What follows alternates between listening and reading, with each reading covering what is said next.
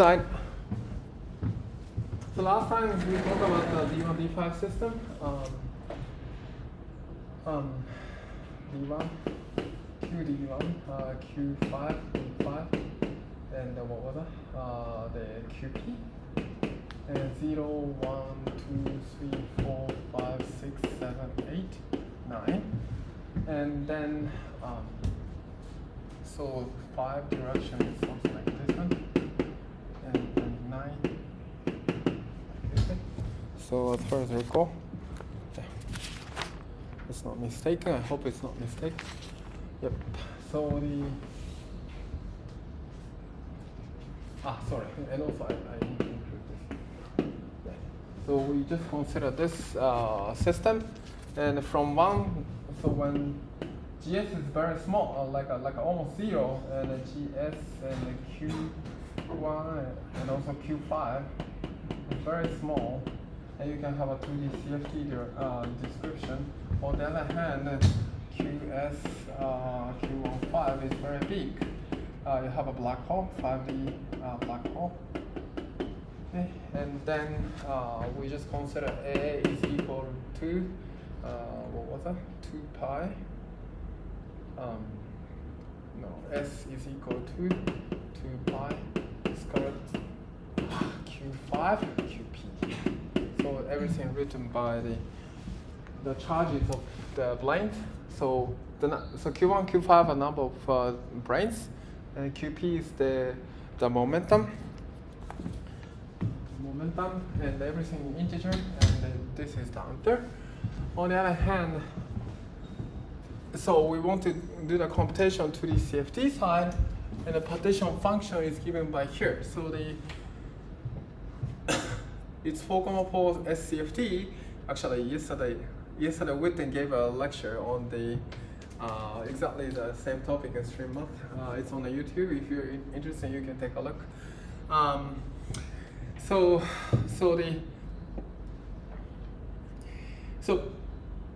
denominator is the free bosons coming from the bosonic 4 degrees of freedom, 5, 6, 7, 8 direction. And its superpartner is fermionic superpartner is the contributes the numerator. The 4 is really 5, 6, 7, 8 direction. So this is a partition function. And then so we just want to count the omega n is the number of degeneracy at the level n. And then we want to count the omega n by Fourier transformation. If you plug this one, so let's call this one Z of Q. And if you do the Fourier transformation, you can obtain the omega n. And then we're interested in how this state behave the large n, and that can be just used by so-called saddle point approximation. So which is given by here. So which I didn't explain last time. So but this is a saddle point analysis equation. I didn't. And then so here lambda is very big. And then once you take S transformation and the beta goes to 0 limit, you will get this one. So when beta goes to 0,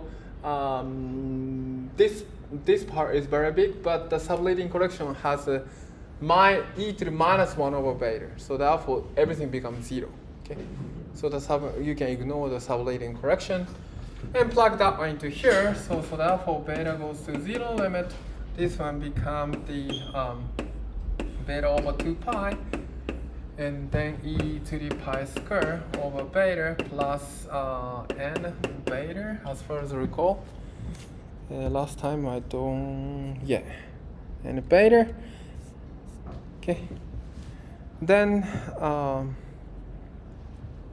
so now we can just rely on this saddle point analysis over there. So here n is very big. Okay, n is very big.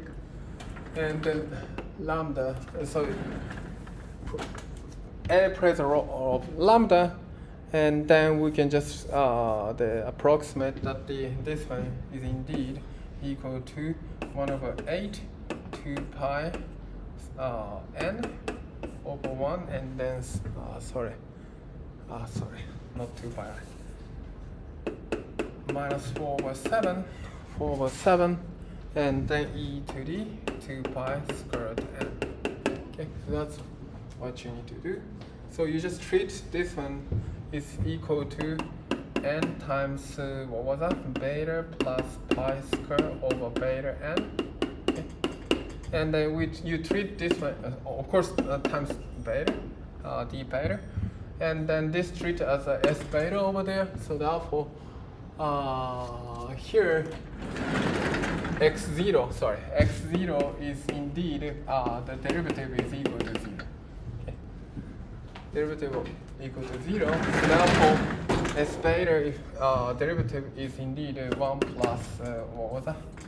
Minus pi square, beta square, and so this is s prime beta.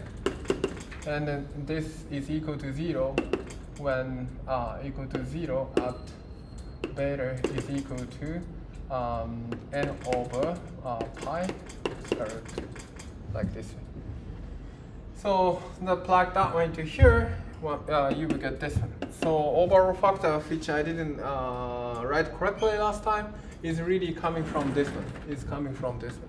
So I didn't include that one last time. So that's why I made a mistake. So the overall factor is really coming from here, if you take into account the bracket. And then you get this one. Okay. Fine. And then we know that the n we are interested in the Q1, Q5, QP.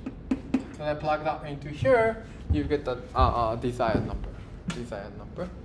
So that's what we have. So level matching condition will tell you that the n minus n bar should be equal to Q1, Q5, QP. So this is the winding number. This is equal to winding number, and this is momentum.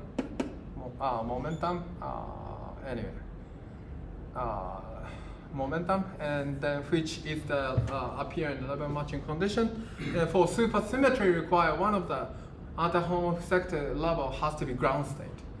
That's the necessary condition for supersymmetry state. So therefore, you kill this one, and n is equal to this one. So and plug that into here, and you get this one. And this is done by the 96 by Strominger Buffer. 96 Strominger Buffer. And it's a breakthrough in string theory. And many people are interested in string theory. Then I just make a comment. In 2020, I don't remember. No, 18 actually. Sorry, 18. The people in the King's College and the people in Korea and I don't think I can write down all the authors' name. There are 3 groups. Show that the AdS5, CFT2, CFT4. I'm going to talk about from now. There's a breakthrough that here you can just also compute. So here it's kind of like the partition function which counts the Hilbert space of the. But here there's a method so-called which I'm going to talk about AdS5 and CFT4, so-called superconformal index. Which count some Hilbert space or BPS states, supersingle states, by up to sign. But from here, so there's a way to get the black hole entropy.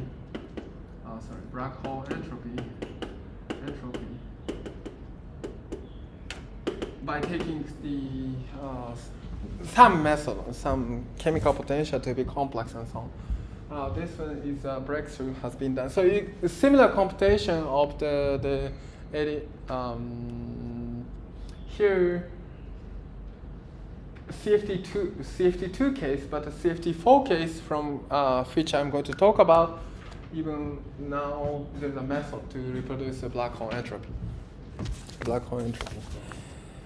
Okay, so to understand what they are doing, so we first need to introduce AdS CFT correspondence.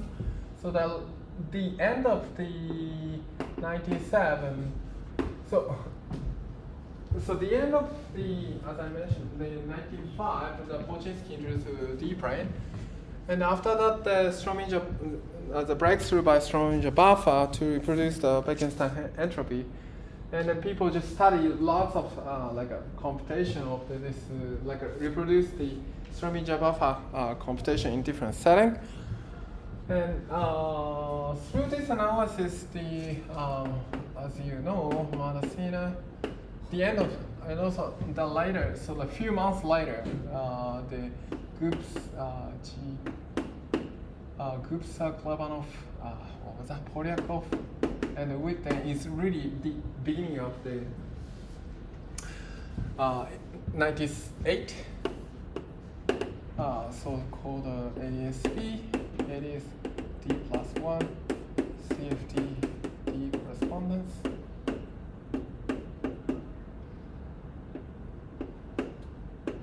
Was proposed through this study of the quantum gravity in terms of the so that's what I'm going to talk about from now on. So people just talk about the quantum gravity is very hard, but in fact, so the rough statement, quantum gravity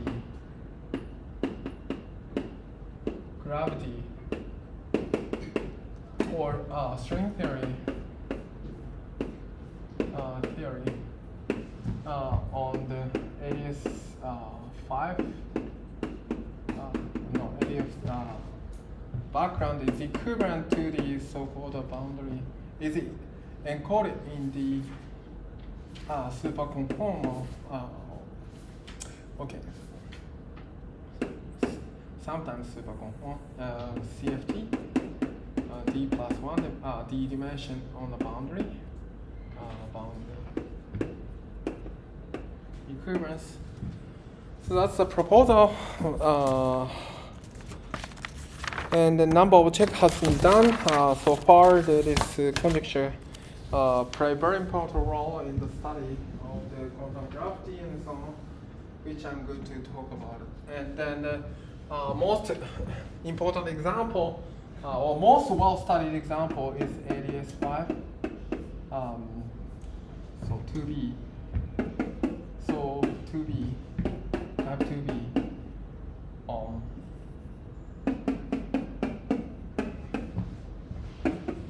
And the so-called 4D, 3 plus 1, or whatever you call it. Okay, 4D or 3 plus 1 D, n equal to 4. So, or maximally supersymmetric. Maximally supersymmetric Yang-Mills theory. So that's a most well-studied example, which is still this reality people still study, which I'm going to talk about. Okay.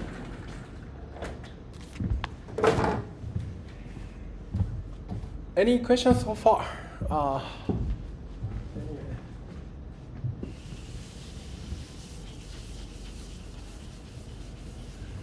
So before that, most of people took the course of the conformal field theory, right, this semester.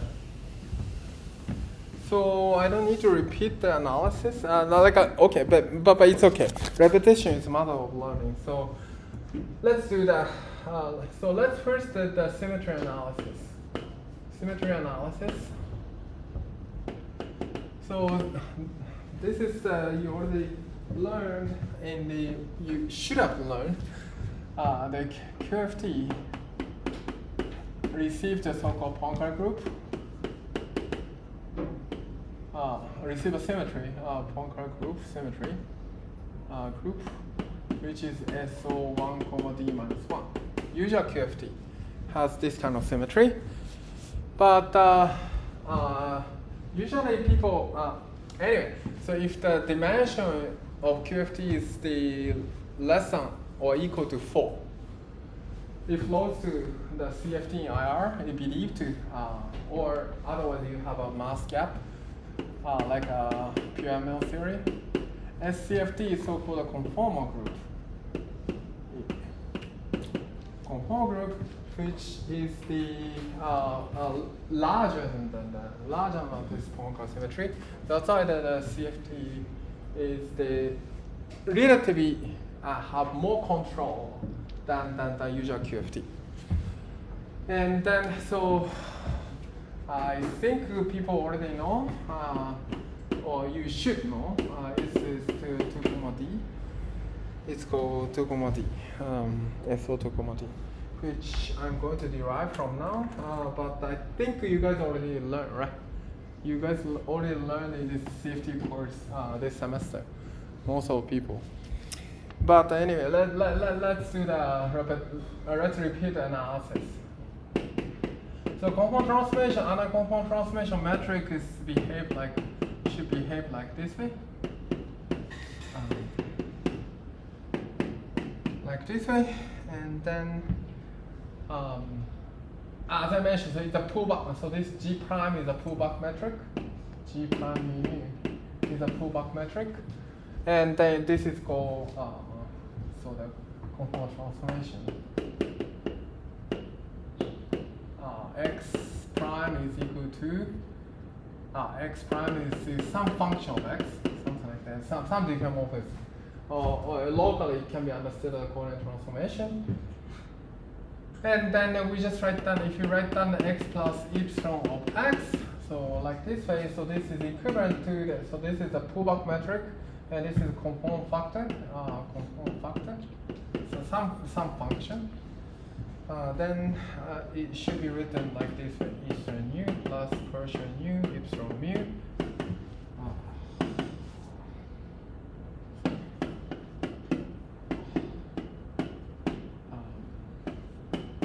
Like this. So the difference between 2-dimension and general dimension D. So this is the general dimension D is not. So here we assume this is, or maybe let's assume like this. So the difference between the 2-dimension is this factor. The reason why you get this factor is if you take a trace of this one, so or just contract with delta mu nu, this is equal to 2 epsilon dot, and then eta mu nu will give you delta mu mu, so therefore it becomes D. So it's trivial equation, but to be consistent in the dimension, this has to be factor is 2 over D. So that's the main difference between from the 2-dimension. But that plays very important role because the following. So if you act on the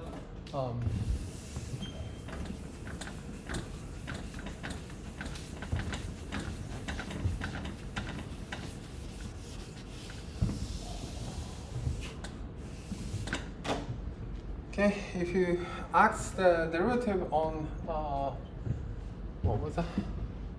So let's put act the partial mu multiply this one. Then what you get is this one.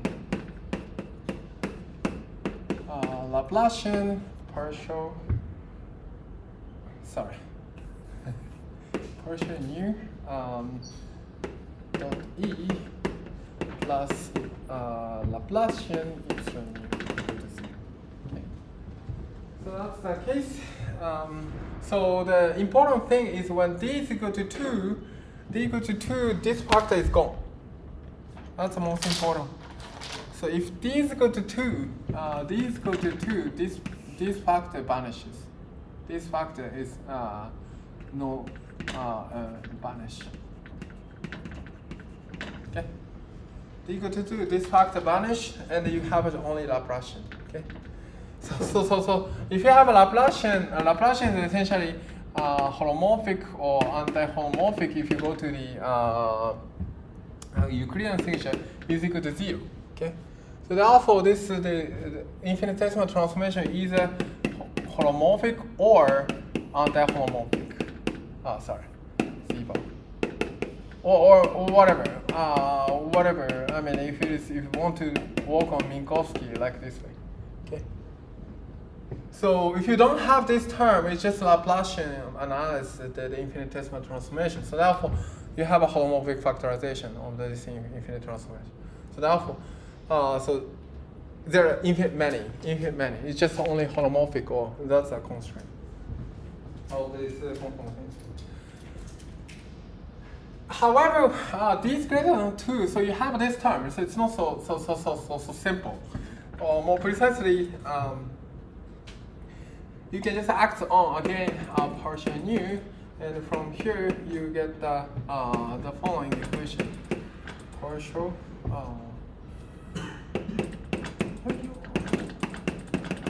Okay. And this means that the epsilon has to be at most quadratic.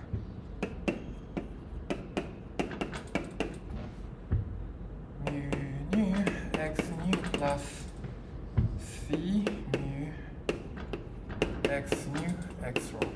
Okay. So this is what this analysis will tell you.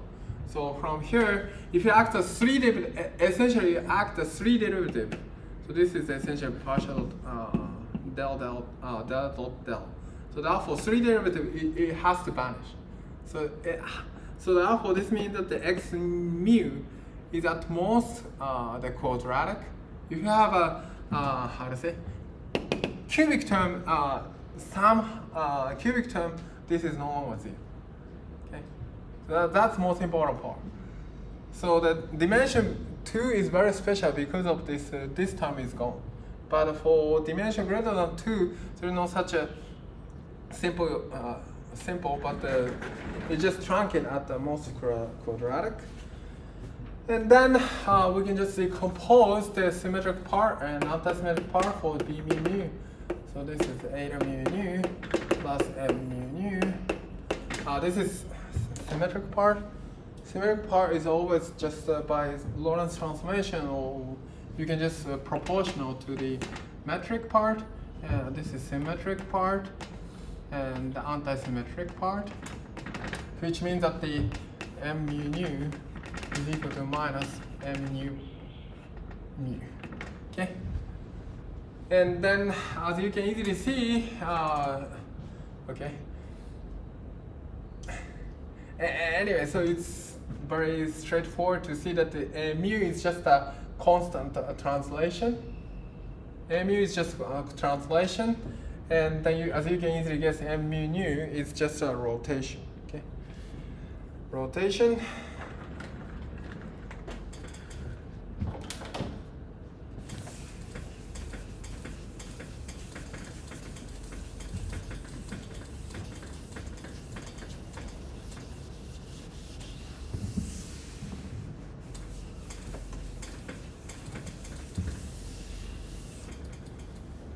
Okay, and then here, so this alpha, so if you plug this one into here, alpha is essentially E mu is essentially the, if you look at only this alpha part, alpha is x mu. Okay. Okay. If you only look at this one, E mu is alpha times x mu. So therefore, this means that if you have origin here and a point x here, and this means that it just scale as the radial direction, so that by alpha. Okay, so it's just, if you have a point here, you just scale to the radial direction like this way. Okay, by alpha. So this means that so it's like it's really like a scaling transformation to the radius direction. So therefore, this is called dilatation. Or scaling, anyway, scaling or whatever. So m is the rotation or Lorentz transformation, whatever you call it. A is a translation. Alpha is a dilatation. And how about x mu nu rho? No, x mu nu rho. C mu nu rho. We can just write down as follows. Eta mu nu f rho plus eta mu nu by using the symmetry mu rho. Sorry.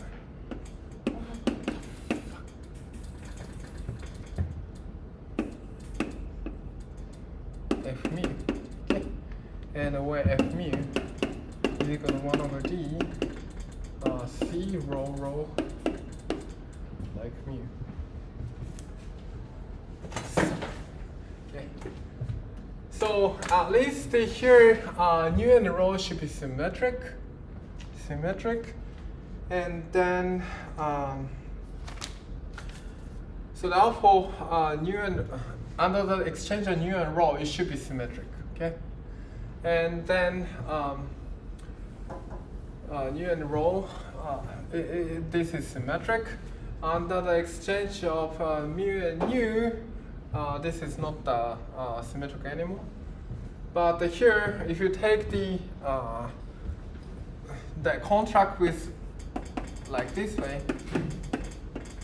so you will get the d times f mu from here. It's consistent.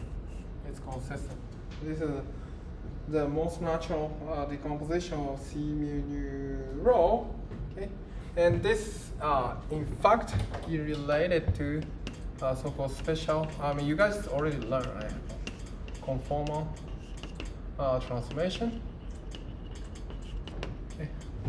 Special F mu is related to special conformal transformation, which is something like as follows. So you start with origin, and you have a unit circle. Not unit circle. Sorry. Unit sphere, I think I wrote too big. Special conformal transformation is something like a 0, and the unit sphere. My drawing is horrible. First, it's better to write down sphere like this way, and then you start with x, and you just take the inverse of the length. Is the here x over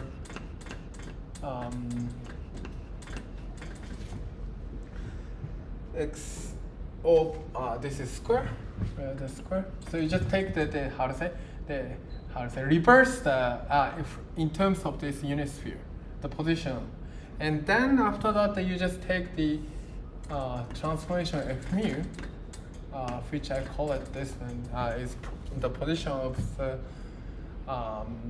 x prime over x prime square, and they take again the reverse of in terms of this unit sphere. So therefore, then around here is x prime. Okay. So this is a global transformation of special transformation. Of course, sorry, my drawing is not good so much. So start with x and take the reverse in terms of sphere. You get this position, and then transformation of f. I don't remember plus or minus, but it's not important. I don't remember the precise definition, but you just do the translation after the reverse position in terms of this unit sphere, and that is a global special conformal transformation, and this f is really coming from this f here. Fine. Where should I go?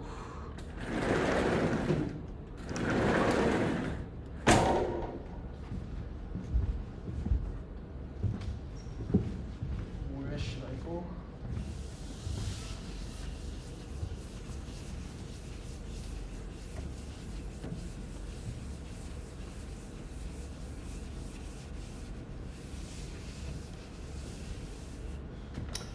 Okay, so those are the global transformation. Therefore, you have a translation and also the rotation, rotation or Lorentz transformation, and then special conformal transformation. I call it this way, it's the SCT. Okay. is indeed x goes to x prime is x plus a, and x prime is equal to alpha times x. Lorentz transformation x prime is equal to m times x. And the special component transformation, in fact, is given by x mu, x prime is equal to x minus x squared, xf divided by 1 minus 2f dot x plus f squared x squared. So that's the global special component transformation. Okay, and then of course I omit the indices mu. I mean you just have this kind of indices, but the omit. And the infinitesimal version is of course translation p mu, which is something like this one. And then the rotation is d is equal to minus I x mu partial mu. The Lorentz transformation is the whatever. L mu nu is I x mu partial nu minus x mu partial mu. Okay. And then k mu. So the special transformation k mu is minus x to x mu x dot partial del minus x squared and del. Okay.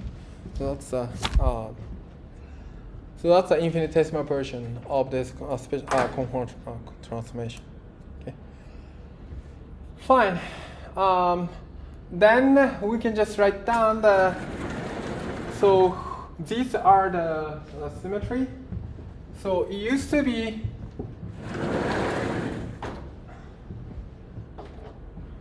only this guy. So Lorentz transformation at most, if it is the translation, you have a symmetry. So these are the symmetry of the Poincare group. Poincare group, but you have additional generator.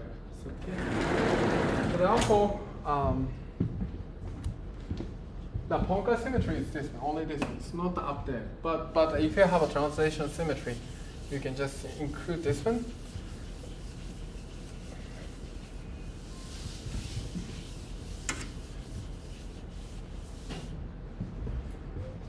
Okay. So therefore, what we have is the enlarged SO1, D minus 1, that's a Poincare group, to the some thing called SO2, D. And then the direction is really like a, what was that? I don't know, D plus 1, D.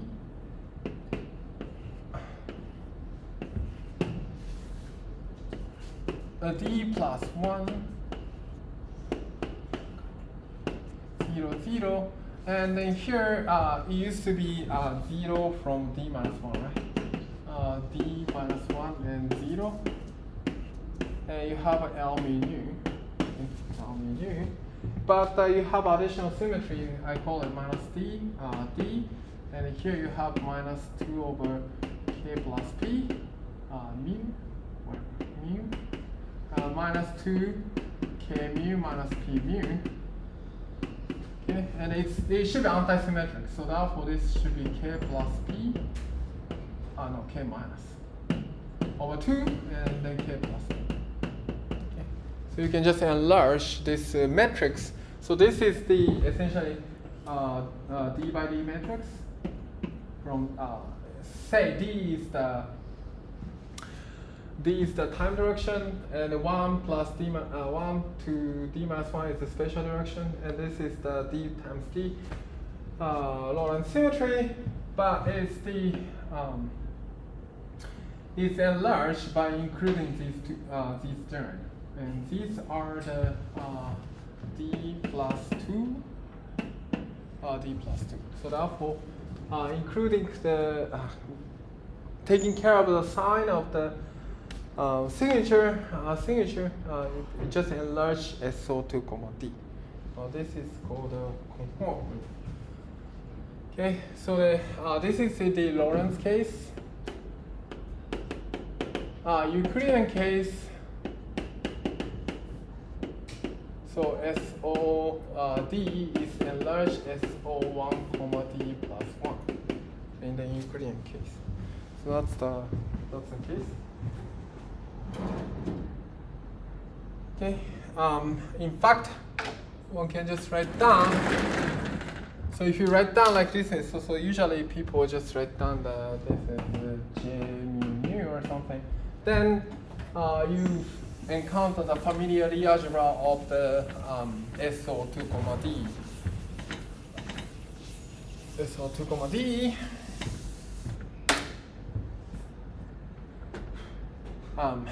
J mu nu, J rho sigma is the, as you know, familiar one.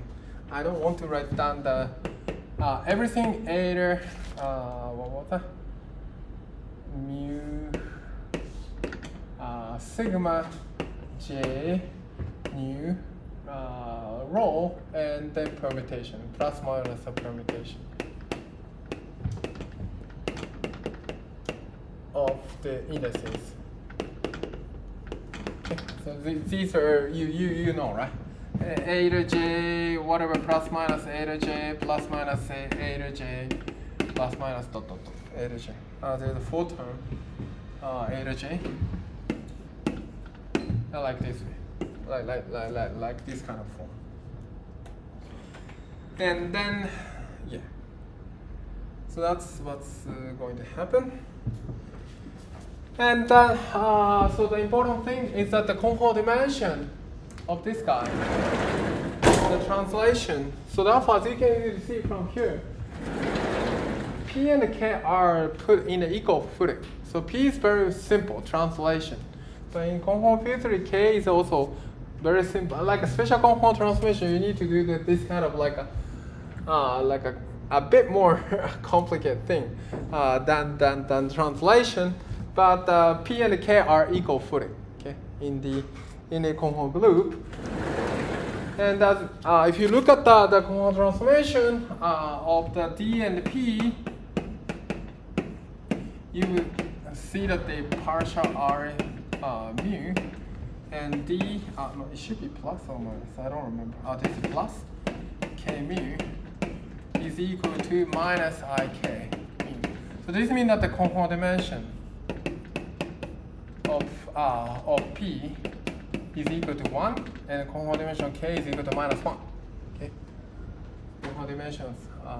So the sign is different. This is plus sign and minus sign in terms of dilatation. So conformal dimensions, of course, phi, the operator P, the charges of in the computation. Or in the operator, if you have this one, you have a lambda to the delta of phi of x under the scaling transformation. It should be delta or minus. Okay, minus. So the field, this delta is a conformal dimension. In terms of generators, you just look at the commutation relation between the dilatation and then the operator, and you get the charges. So what is the conformal dimension of L mu? What are the conformal dimension of L mu?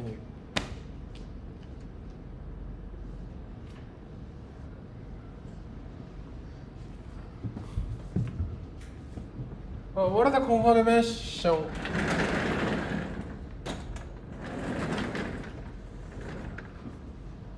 And if you, in fact, so P mu, if you take the commutation ratio P mu and K mu, K nu, and this is indeed, I don't remember the number, is proportional to eta mu nu D, plus or minus the L mu nu.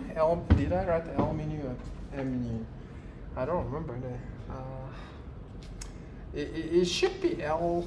It should be L. Oh, I should write down everything L. Sorry. Okay.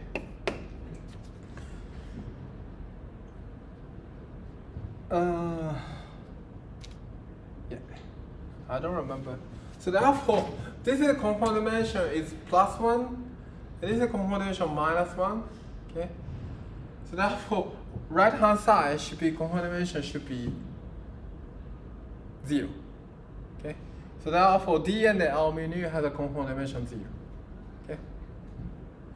D and the L mu. Oh, of course. I mean, it's easy to see. Right? DD should be the commutative, right? I mean, it's, and also D and L mu is also commutative. So therefore, it's a component dimension is equal to component dimension is equal to the 0 for them. And in addition, so there's some the relation coming from this one, but I'm not gonna write down the detail. I'm not gonna write down detail.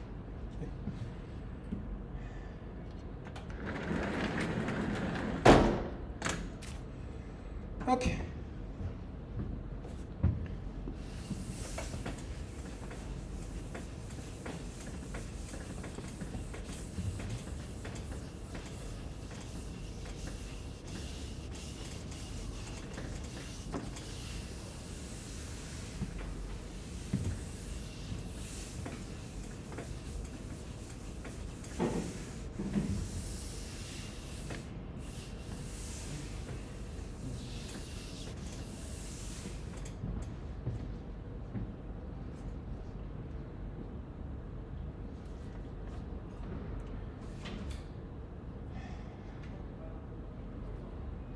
Okay, so that's what's going to happen. From here, so you can just consider this one is the kind of like a creation operator. This can be annihilation operator. Treated as to define the primary field.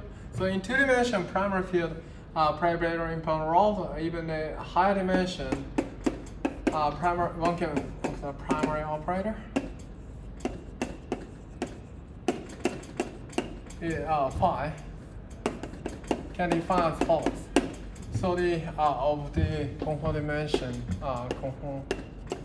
dimension of delta is first of all the dimension under the scaling dimension it should be held like this way.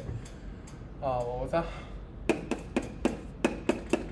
Okay, like this way. And also it should be these operators should be annotated by K mu. K mu in each finite dimension.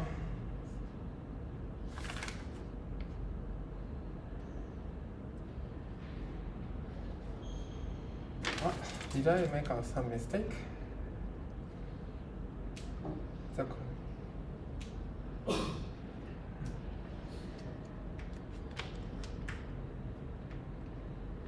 Yes. It should be annotated by K mu. I hope. Yes, it should be another K mu of 5 is equal to 0. I thought that is the case. Was it the case? How did we find the primary field in the high dimension? Sorry. It should be right. P mu should. Okay. Well, phi should be just minus I partial mu phi. So that's the case. But it should be annihilated. I thought. That's what I have wrote. But sorry. So somehow a high dimension. How did you learn in the primary field in high dimension? So you guys took the CFT course, right?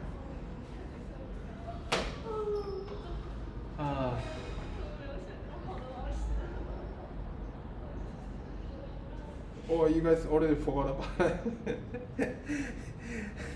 I don't remember, sorry.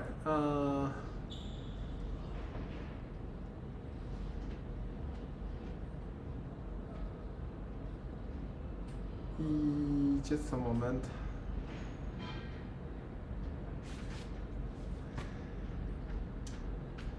I don't know. I think, is it that? Sorry. Okay, let's take a break. Let's take a break. I will check the definition of the high dimensional primary field.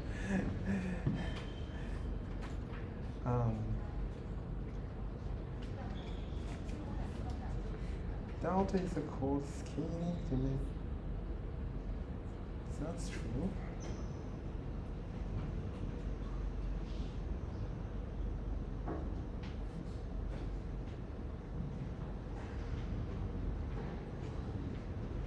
Yeah, just one minute. How did you define a high dimension primary field? I should have known. Sorry about it.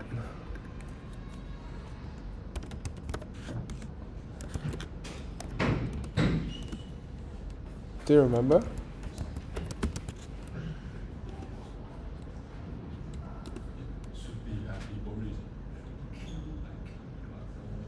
Okay, can you write that?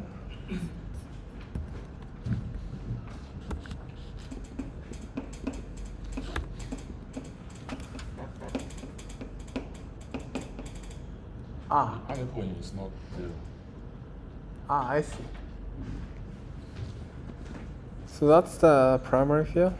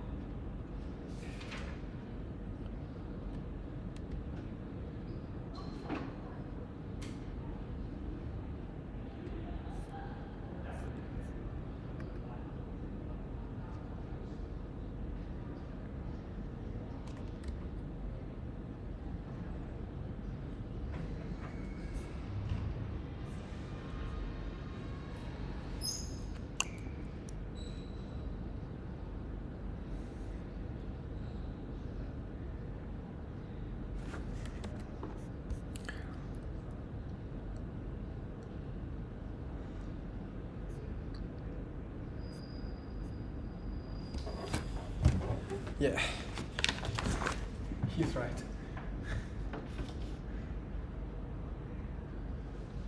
Anyway, I should have known. September 6th.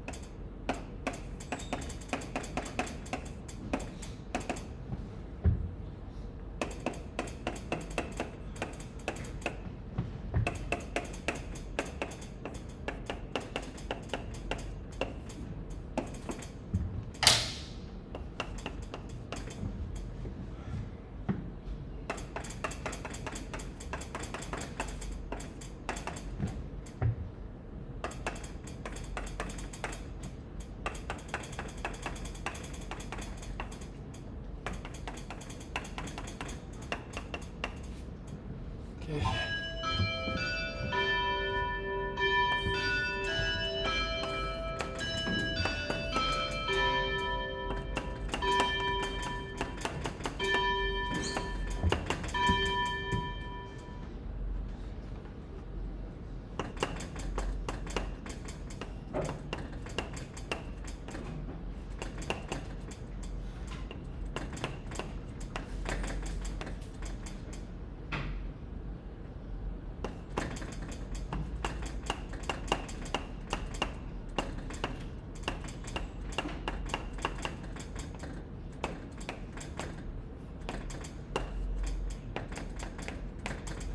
Yeah, this is okay.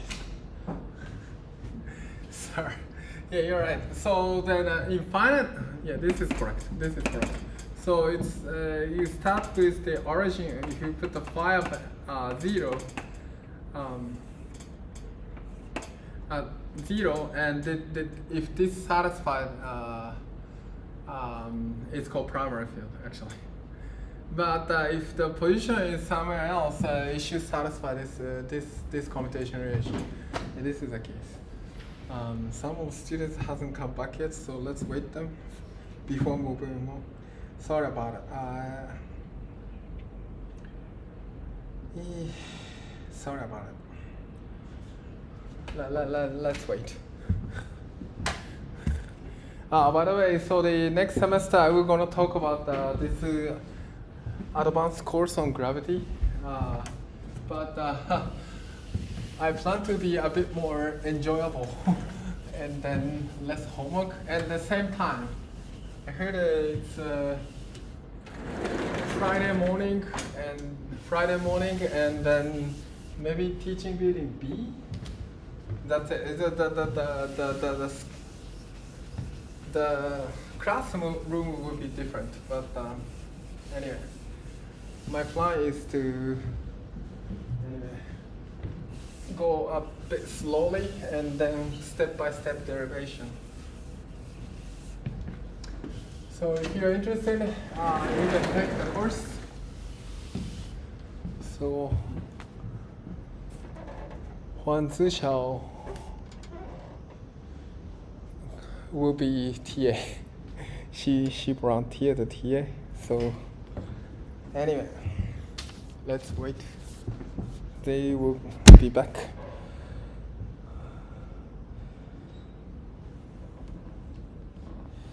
Yeah, I mean, if you have some requests on the courses, just let me know what kind of like material you wanna cover and so on. I try to be flexible, but I wish the students who wants to study theoretical physics should learn the like a Penrose diagram, and so I mean nowadays current GR course only cover the Schwarzschild black hole at the end, so that's not enough. So my plan is to introduce the charged black hole, rotational black hole, and also Penrose diagram. like ADM mass and so on, and also this kind of singularity theorem of the panels on Hawking and the black hole thermodynamics. After that, some QFT in curved space. It's like a Unruh effect. I don't know how to pronounce it. Unruh effect or particle creation and this accelerating observers. And also, at the end, I want to reach to the Hawking radiation. So that's the plan. I mean, at least there should be one course for this kind of like a material. Now, current GR course is just try to derive Einstein equation from this how to say general covariance and also equivalence principle, right? And then after that, they just learn Schwarzschild black hole and then some gravitational wave most likely. So, but my plan is to go beyond that. I hope the theoretical student in theoretical physics should learn this kind of a bit more advanced material in GR. Yeah, GR. So that's the my plan. But if you want me to include some contents, just let me know. But the first 1 or 2 lectures should be review of the GR, but not the standard way from action principle. In my plan is okay. So that's the plan. Anyway, so this is going to be first lecture. I need to prepare a lot. And then I will write down the lecture note and also video will be recorded. Lecture will be recorded. So that's my plan. Anyway, hopefully many students will take it. Yeah, I think there should be such a course in the at Fudan.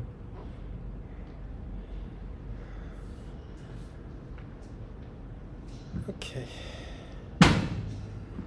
So primary field in the higher dimension should be invariant under the finite special conformal transformation.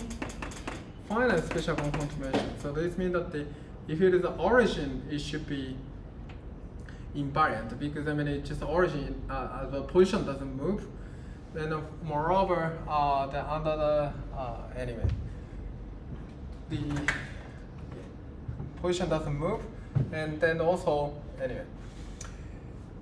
But for the other, if you have the other position, so it should obey this rule. This rule, I think so. This is delta. And then here is the rotational symmetry, and so on. Okay, so that's the rule for primary field. So you should obey this rule. You should obey this rule, and then so that. But once you put the starting from primary field, one can ask the p mu. Acts on it so you get the whatever. This is these are called descendant. And then if you look at the descendant, no longer this under the k mu of the, for instance, partial mu phi. It's no longer like this way. No longer like this way. So it's not like this way. I x mu partial mu 2 x mu x dot phi, and then plus 2I x mu what was that? Sum of mu nu, and then partial So this is no longer true. So you have an extra term. I don't remember the detail, but there are lots of term is involved. For instance, it should have this kind of term. It should have this kind of term. For instance, the 2 times plus 2 times phi delta. Sorry, I think I should write that new here. New here. It should have this kind of term, delta mu nu and phi, or eta mu nu, sorry. Eta mu nu phi, and so on. So it's in addition to this action, you should have an extra term should involve. So therefore, it's no longer primary field. So therefore, it's called descendant. This is no longer true. So this is only true for this transformation. Only true for the primary operator in high dimension. So yeah, I mean you can just do the honest computation of phi, and you will get the. For instance, if you act on phi of this one, so it hits this one, right? So if you just act on partial nu here, then it hits this one, right? So this derivative acts on this one, so you get the delta mu nu here, for instance. So therefore, that you get this kind of term. Then likewise, these partial derivative acts on these x. Okay, we'll see these x. So therefore, this will produce lots of term. Lots of term. So therefore, it's no longer primary field. So once you act on derivative from here, on here. So left hand side you only see this one, but for right hand side see lots of stuff in here. So therefore, it's no longer the true for this. Sorry about it. I should have known that. Okay, then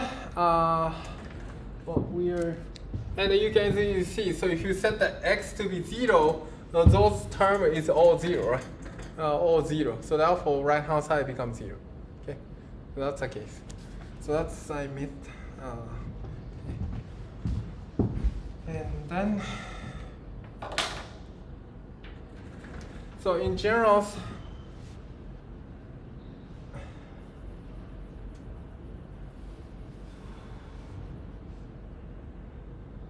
so if you look at the P dot P or Hamiltonian has the continuous spectrum.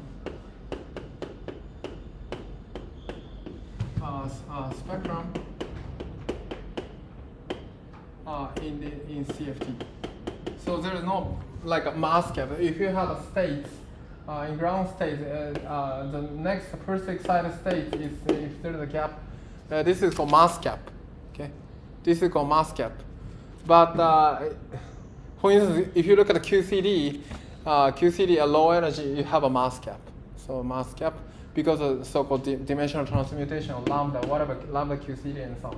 So that will be created by quantum mechanically, but that in CFT this doesn't happen. So this first excited states and then just move to here, and then all the so this is energy E, and then I mean the spectrum is continuous in CFT. Okay. And then, so-called unitary CFT. Did you guys learn this one? So the control dimension of the scalar field should be bounded by d minus 2/2, as far as I remember. Yeah. This is delta over spinor. Spinor is bounded by d minus 1 divided by 2, as far as I remember. Yeah, that's true. And the spin, whatever, let's call field x spin s. It should be bounded by d plus s minus 1, 2. So these are unitary field. Okay. So these are so if the field saturates this bound is okay. But if it's the scaling dimension less than this one, then it drops from the spectrum. So for instance, if you start with QFT, whatever QFT, eventually just flow to CFT. So if you consider such a model, so we don't consider mass cap and so on. Eventually, like if you really low energy, deep and low energy, you get the CFT. And if the scalar dimension is less than this one, so less than, for instance, let's see, D equal to 4-dimensional field theory, like in our space-time, the scalar field less than the so if you include 4 minus 2 is 2 divided by 2 is equal to 1. The scalar dimension less than 1, it drops from the spectrum. So it's no longer included in the spectrum in the theory. So it's just decoupled from the theory, and it's just you don't need to consider under the RG flow. So under IR, these fields are dropped or integrated out, and then you don't need to consider in such a spectrum field in a CFT. So these are in a unitary CFT.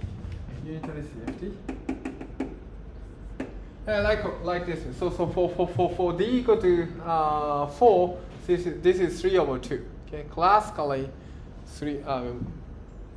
field has the 3/2, but in quantum mechanics it receives lots of corrections. So it's called anomalous dimension.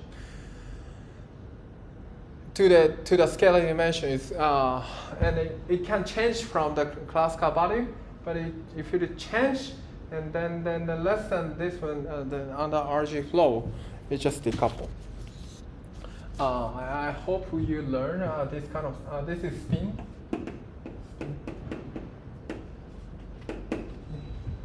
So this is spin. Okay. Any question at this moment? Spin, of course, S is greater than 1. Greater than 1. Sorry. Fine. Okay. Any question at this moment?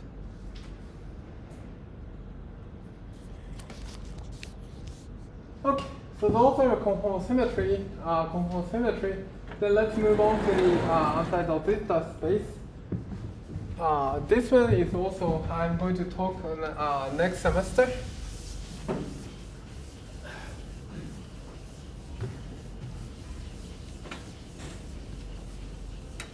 But by the way, in GR, did you learn this homogeneous isotropic universe and so on? Friedman, Walker, and FLW? I don't remember. You don't learn? But there are some courses on astrophysics, right? No? I don't know. Some people, I don't know. Maybe Antonino teaches? No? You don't learn the Friedman. I don't remember I know homogeneous isotropic universe. I don't know Friedman. You don't learn?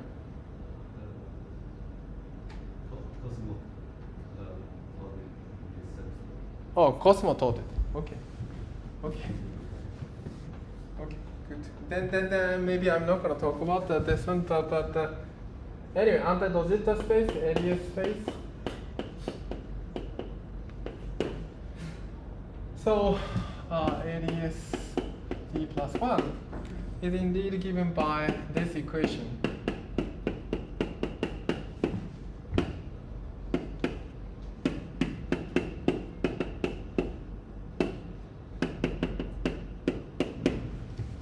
So this equation, and the metric is given by ds squared is equal to minus dx zero squared minus dx d plus 1 squared plus sum of I is equal to 1 to d dxi squared.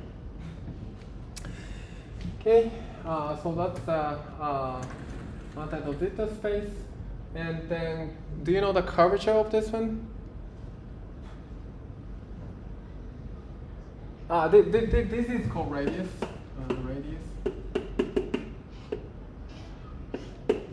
Roughly speaking, if you have this, how to say, x0, xd plus 1 direction, and then this direction is, let's call xi direction. Then of course the AdS. So this equation is just this kind of circle of radius d, radius r, and then you have kind of like a hyperbolic void.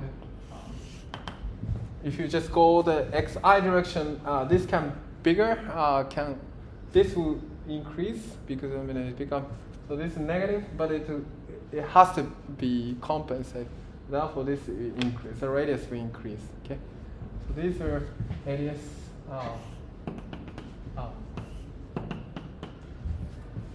AdS space, like this way. And then what is the curvature of this one? Or positive or negative? So it should be negative. So if you solve this Einstein equation, what was that? dx square g lambda. So this is action. And then you set the lambda to be negative, and solve the Bachem-Einstein equation, you will get this one. That's next semester I will derive it. I plan to derive it. But GR even, does this action appear in GR? Just mention. Okay. So do not derive the Einstein equation out of it. Okay. Okay, so that's the level of current food and curriculum, unfortunately. That's why I tried to create this course. Okay.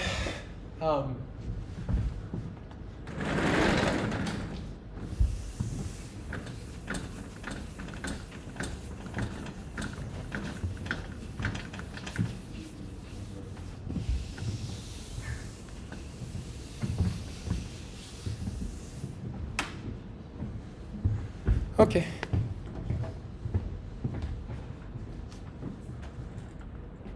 Oh yeah, Friedman, Robertson, Walker. Friedman, Robertson, Walker. Yeah.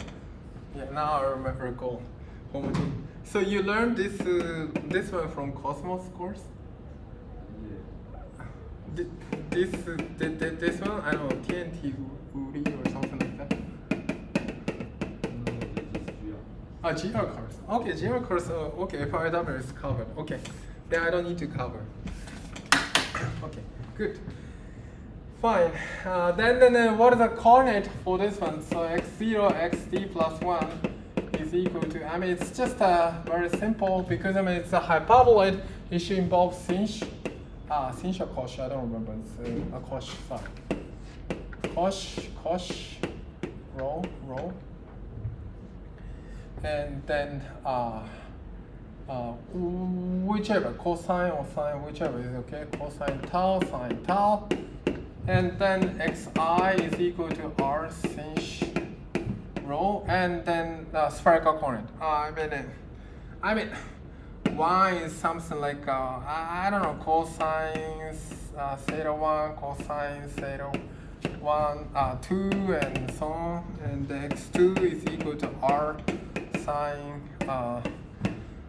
rho, and then it should be whatever. I mean, sine theta 1, cosine theta 2, and so on. I mean, just spherical coordinate.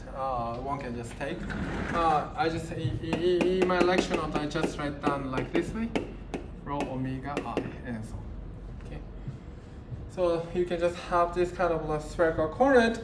Then we can the metric will become in this spherical coordinate. The metric become like r square minus cosh square rho d tau square plus d rho square plus sinh rho d omega square d minus 1. Okay, so that's the case. So that's the case, and then this is just a metric of d minus 1 sphere, st minus 1 sphere. Okay, so that's just doing the coordinate transformation from here to here. You get this one. And then tau direction is just the angular direction of this circle here. The tau is really this, I don't know. I mean, it's just the angular direction tau, or the opposite is better. It's this direction. And then, so global, it is just a, how to say, it's called universal cosmos. I mean, this is S1. But here, you just extended this time direction infinite way. So therefore, you just wrap infinite many times. So that's called, so global AdS. So you just, time direction is just, you just cover infinite many times this circle direction, then it becomes R. So essentially, as you might know, so there's the R here, time direction R, and then you just set 0, 1, 2, and so on. I mean, if you divide by Z, it becomes S1. So R, I don't know, S1, that S1 is this S1.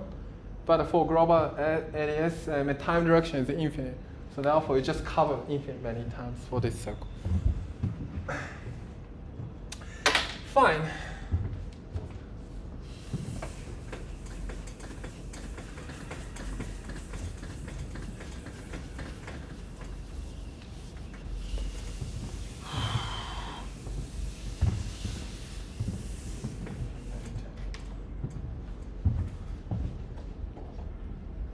Okay.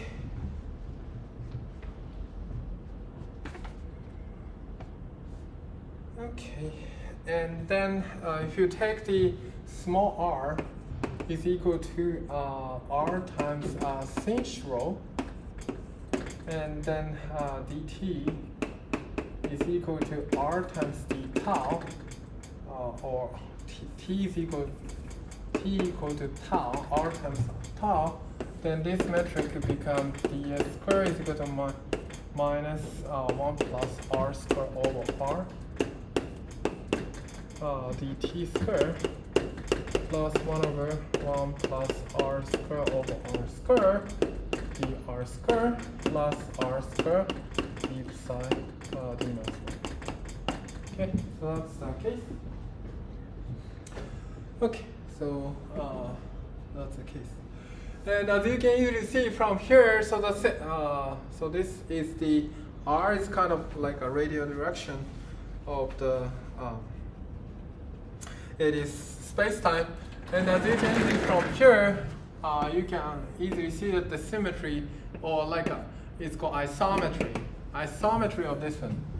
So isometry of this one. Isometry of AdS d plus 1 is indeed equal to SO2, D. So as you can easily see, actually from here, so this is the axon SO2 direction, and here SOD direction. So the metric plus is receive SO2 rotation. Metric is all the minus direction is receive SOD direction. And if you combine them together with different sign, the isometry is SO2, D, which appear in the conform group. Okay. So from here, as an isometry, you can see the some relation between conform group and then AdS. Actually, it's equivalent isometry SO2, D. And this isometry is generated by so-called killing factor. So, do you learn killing factor in GR? But anyway, next semester I will explain. Even like my differential geometry course, killing factor is just some which generates so-called isometry, and then it satisfies some computation relation. That computation relation is exactly the same as this conform SO2, D. Exactly. So the J is equal to A to J plus minus A to J plus minus A to J plus minus A to J. So this up to some number. So this commutation relation is exactly the killing factor of this AdS space. So that generates SO2, D isometry. Fine. So therefore, you can see the difference, how to say, some relation between AdS space-time and conformal field theory, even now, without talking about any field theory on it, just at the level of symmetry.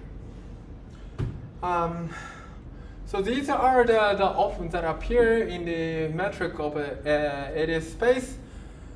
Also, the famous one,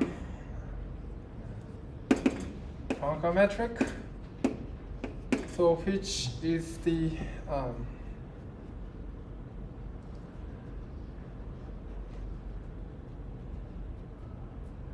as follows.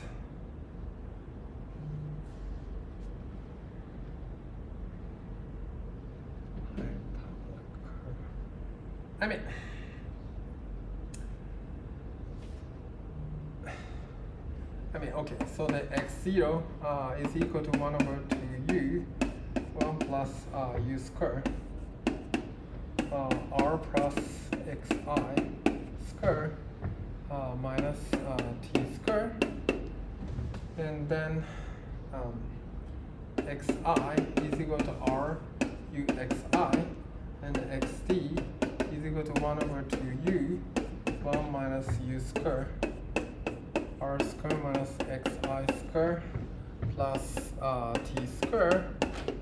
And then I don't have a place to write down.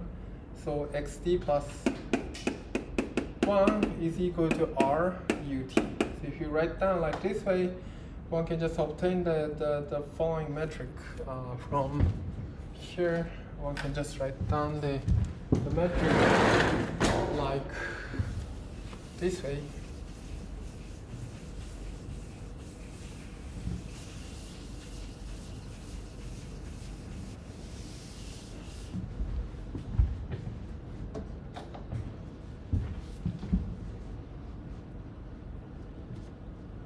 So ds square is equal to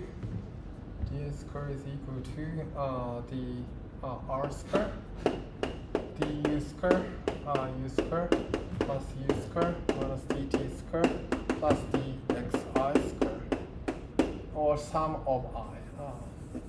I mean sum of I is equal to 1 to d minus 1 and the xi square. Okay, that's what we have. And then here you can just have the you can just summarize this one is equal to dx mu. So this is called Poincare coordinate.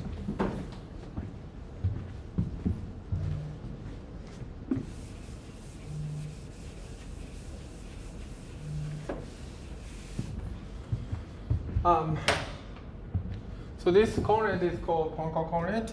And this receive, so it's manifest that this one is ISO 1, d minus 1. Okay, so that's the receive the some subgroup. It's manifest, and also the latter. So then there's the SO 1, acts on like this way. So U and T and XI acts on like a lambda inverse U and lambda T and lambda XI. So it's a symmetry. Some dilatation acts on like this way. Okay. So that's the how the SO 1, acts on. So it's invariant under this action. For instance, if you look at this transformation, this is invariant. It's super easy to see because, I mean, u square over u square it just cancel. But here you have a u to the minus 2 will cancel by lambda square. They cancel. Therefore, you can see the dilatation of this metric.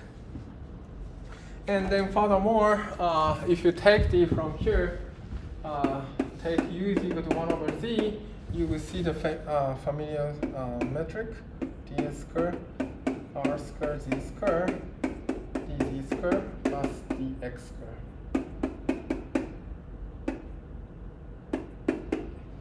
dx mu square. So this is exactly like similar to the upper half plane model. So if you look at the upper half plane of the metric, so the metric of upper half plane model like this way.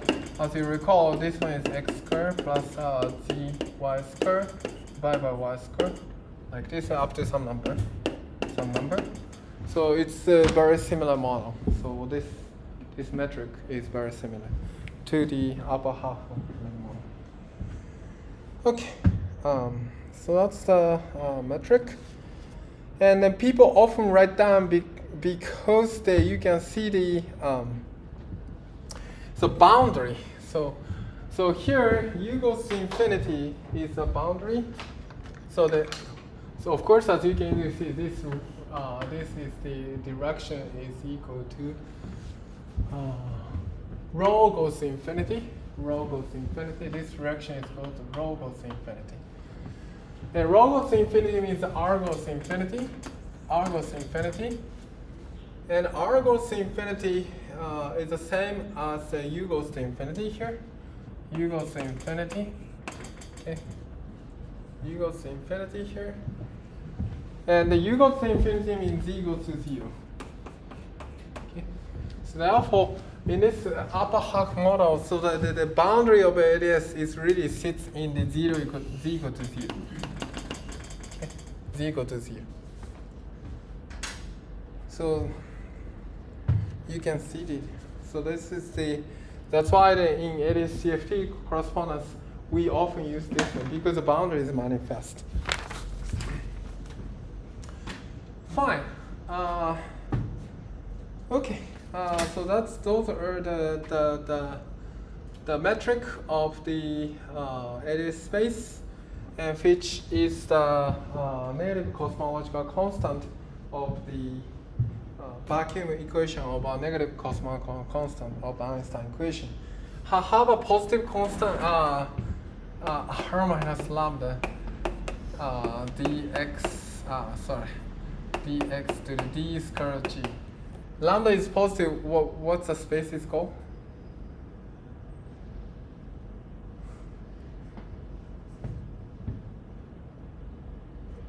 Negative case is anti-dot zeta. So therefore, positive case is called dot zeta. Okay. And in our universe observational world, do we have which universe? Do you know? Our universe should have a positive or negative cosmological constant. So our universe has a slightly positive cosmological constant. Okay, so our universe is accelerating positive dot zeta space.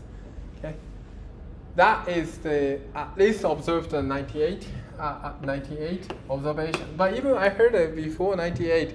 Lots of implication that the universe is indeed dot zeta and the accelerating universe.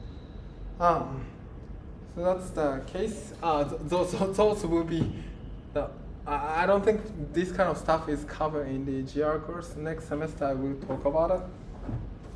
Anyway, yeah, dot zeta. Yeah. Fine. And then the constant, this lambda is very, very, very small. Even the positive is almost 0. So that's the why now. It's called why now problem and so on. But that's different issue from now. And now, okay, I think it's okay. So let's move on to the AdS 5 CFT 4 correspondence. Okay, what is the AdS 5 CFT 4 correspondence?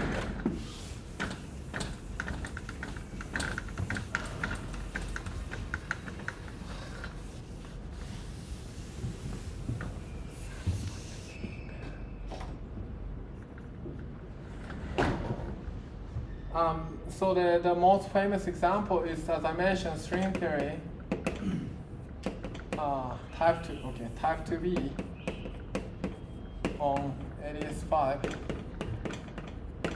cross S5 is equivalent to 40 n equal to 4, n equal to 4 super mLs. So let's look at how do you get it. So type 2B theory has the so-called D3 brane, ND3, and just consider D3 brane like this way, n of them. So n of them, ND3, D3 brane. And that again, if you look at the very large n, n limit, so it should have a 60, sorry, not 60, 10D type 2 B supergravity. If you solve this action, the equation, you get the so-called AdS5 cross S5 solution. On the other hand, if you look at the wall volume theory,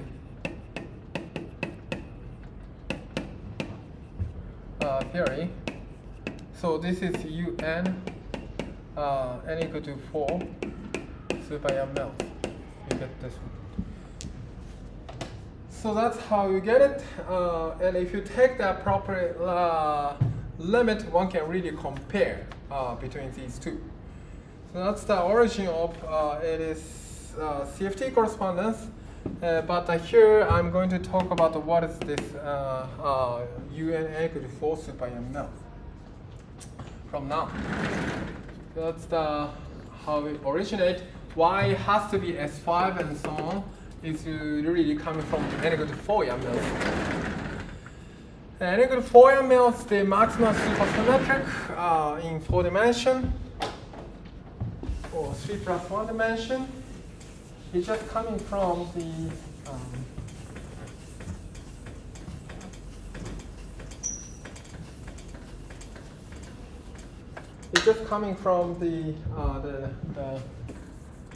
what was that? It's just coming from so 10D super mLs.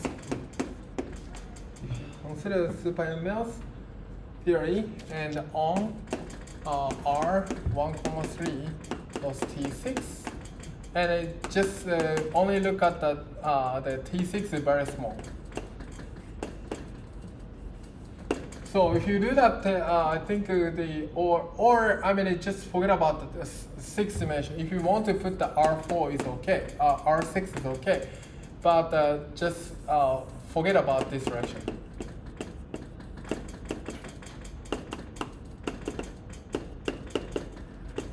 So what is the YAML theory? It's super easy.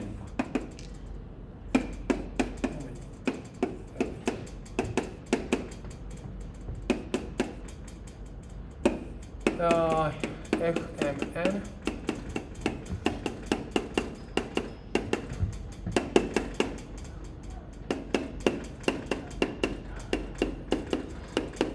like this way. So this is the action of the 10 dimension. So FMN is the YAML's term, and in adjoint action. So therefore, you have to take a trace. But this is action for gaugino.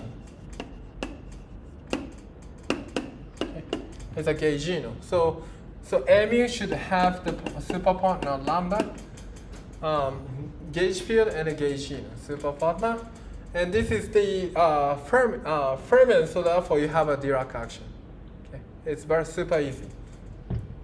And d mu acts on lambda as the partial mu lambda. I don't remember the detail. Most likely gi mu lambda. I may be wrong about the sign or so on, but most likely like this. Acts on like this. Okay, so this is 10 dimension. 10 dimension, but now I just separate m in the following. So mu and xm, where mu is equal to 1, 0 to 3. And the other direction, whatever, is in fact, what was that? Capital M minus 3 maybe. So which is the 4 to 9 direction. So there are 6 of them. Or 1 to 6. Okay, 1 to 6 direction. So therefore, you have a 6 scalar. So this is the 3 plus 1 gauge field. But this one is the scalar field. Scalar field in D equal to 4. 1 plus 3 dimension. 1 plus 3 dimension scalar field. We just decompose because we forget about the R4 direction.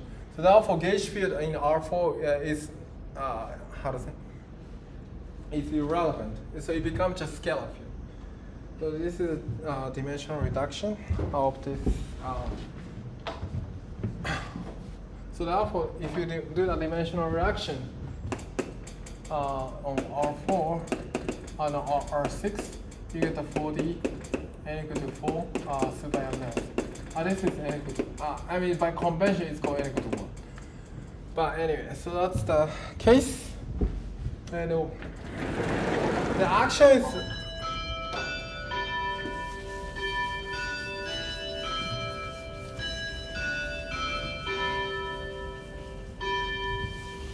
action is very similar to this one. So action is, I just write down roughly. So you have the, of course, trace, everything trace inside. Again, you have a Yamil's term. And then scalar has this kind of term. And then you have a Dirac field. So the gaugino lambda I over 2 lambda, like this is scalar field. But in addition to that, you have this something called Yukawa coupling, whatever. I don't remember the G over 2 Yukawa coupling lambda xm lambda. So this is the reminiscent of this mu, the covariant derivative from here. It's coming from here. So since it used to be the m, but here now you just swap to the xm, right? Xm in the internal direction.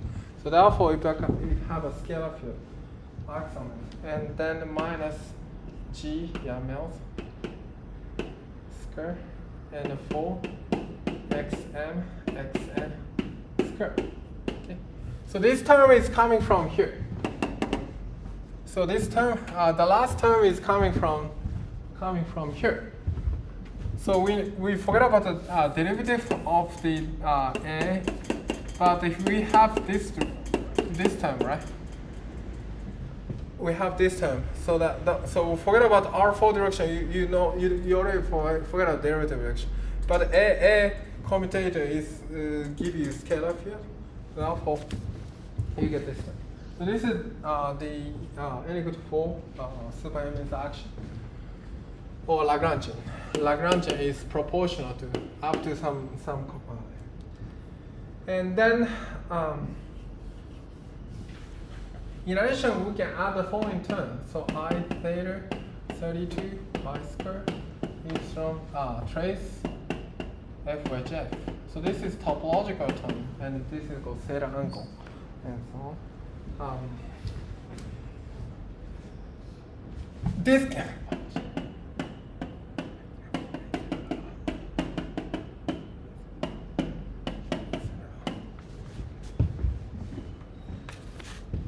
like this way. So this is topological term you can add, and from there, actually you have here have the term is like minus g squared. Then from here, it's natural to combine the so-called tau parameter, theta over 2 pi plus 4 pi I of, what was that? G Yamil's square. If you just compute, construct such a, like complex complexified Yames coupling. Complexified Yames coupling. Then, in fact, this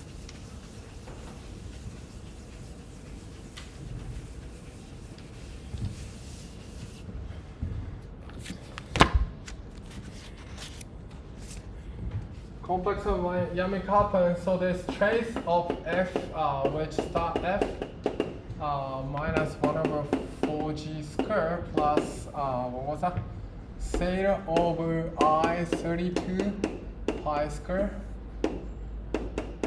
can be written as like an imaginary part of tau of f, which f. I don't remember the detail. I think what was it? Anyway, so you can repackage the very nice way. I don't remember the detail. Sorry. So the trace of f, which f can be repackaged in a very simple way. Tau of imaginary part of tau. Sorry, I don't remember. F, which trace of f, which something. F. I don't remember the detail. Anyway, you can repackage the very nice way, and then this is a very natural parameter. It becomes natural parameter. And here, so there are lots of similarity between. I don't remember the detail. I think you guys should search in the Wikipedia and so on. It's written there. Here, so we have lots of similarity going on. So first of all, so here this 40n equal to 4. Super Yames is conformed. At the quantum level.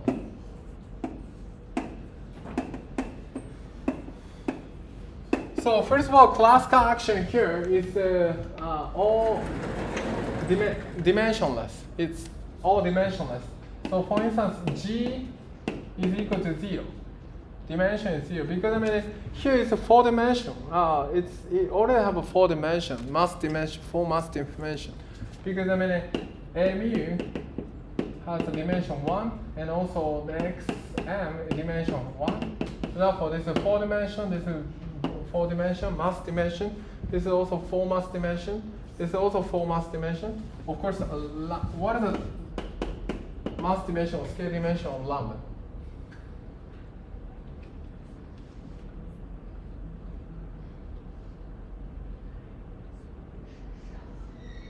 Shoot.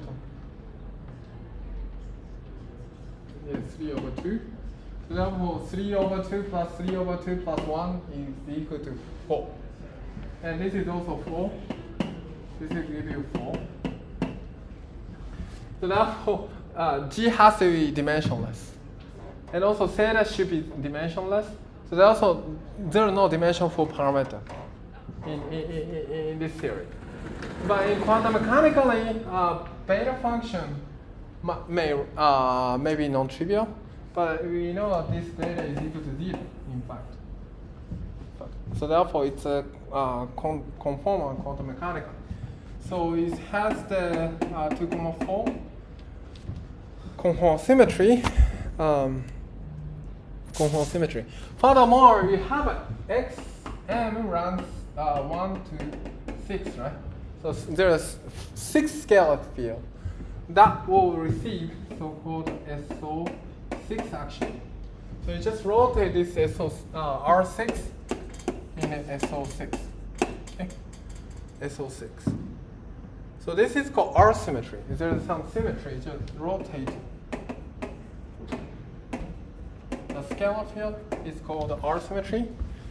And as you can easily see here, geometrically you can see this one is equal to SO2,4. Isometry, it is 5. And the SO5 should receive the SO6 symmetry as an isometry. Okay? So therefore, the conformal group, and the R symmetry can be seen geometrically in this side. Okay. Furthermore, type 2b has the tau is equal to axial dilaton. Has the so-called SL2Z. That's what we learned. SL2Z symmetry, which is the A tau plus B, C tau plus D. Okay. So the of course ABCD is the SL2Z. Okay. But even here we have a complexified coupling constant. So therefore we have tau goes to A tau plus B. C tau plus D should have this kind of symmetry. So it's very similar. So we can see the similarity between these two. Here we have a 32 supercharges. 32 supercharges. It is 2B. And here, in fact, you have the 16 plus 16 supersymmetry. This is usually led by Q, and it is led by superconformal partner S, and then 32 supersymmetry. Okay. Fine. So therefore, you can see lots of similarity between these two.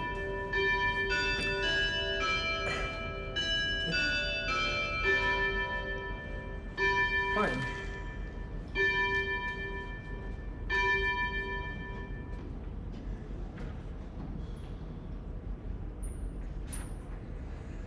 Okay, and then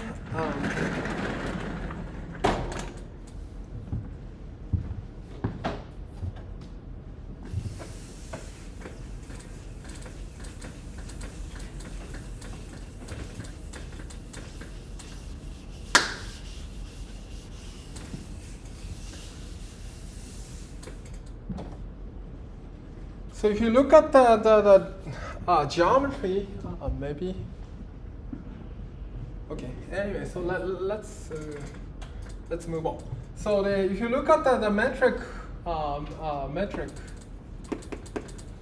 since we know that here D3 brane has a tangent, so D3 and D3, so D3 brane has a tangent, so therefore it has a mass. So that will affect the background geometry of string theory. And if you look at the supergravity action of supergravity solution of this metric is given by like this way.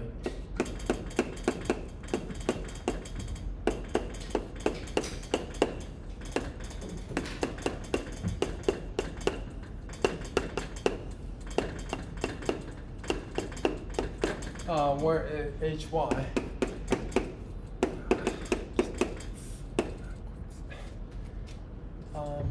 I think R to the fourth y squared, and the R4, sorry, R to the y to the fourth, R4 is equal to 4 pi G S N and alpha prime correction, like this way. So, this is this ND3 brane metric. So here it's just a coupling constant of the string coupling constant N appear here. And then what's the meaning of this one? So so you have the, how to say, ND3 brane and D3. And since it has the one parameter 1 plus 3 direction, so you just in 10 dimension you have surrounded by S5. Okay, and this is y direction. This radial direction is y. Okay, so y equal to 0 is really at the D3 sits. D3 sits. And then if you just move away from the D3, it just curves like this way. And the y is the radial direction towards the D3 brane. And then if you look at this one, so once you take y goes to infinity, you can ignore this term. Okay? You can ignore this term. Y goes to infinity means h of y should goes to 1. Okay? So h of y goes to 1 means that you just 1 and 1. So therefore, sorry, so this should be minus sign? No, there must be, oh, it's okay. So therefore, 1 and 1, so it's a become Minkowski metric, okay? It's a Minkowski metric, okay? But on the other hand, if you take y goes to 0 limit, it just, so this is the just Minkowski.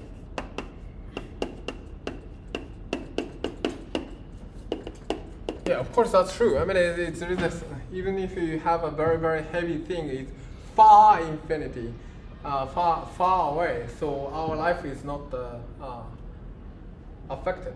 So there is some black hole in our universe, but our life is not affected by black hole because we are far apart from black hole. Okay, that's why we have we can use a Minkowski metric. The same thing. But if you go to the y goes to 0, so it's just deep inside, close to the D3 brane, the metric will become like this way. Just take the alpha prime goes to 0, and then u is equal to y over r squared. You just take this limit, the metric will become like this way.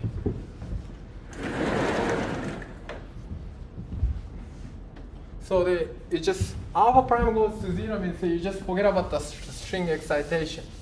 You just go to the 2b limit.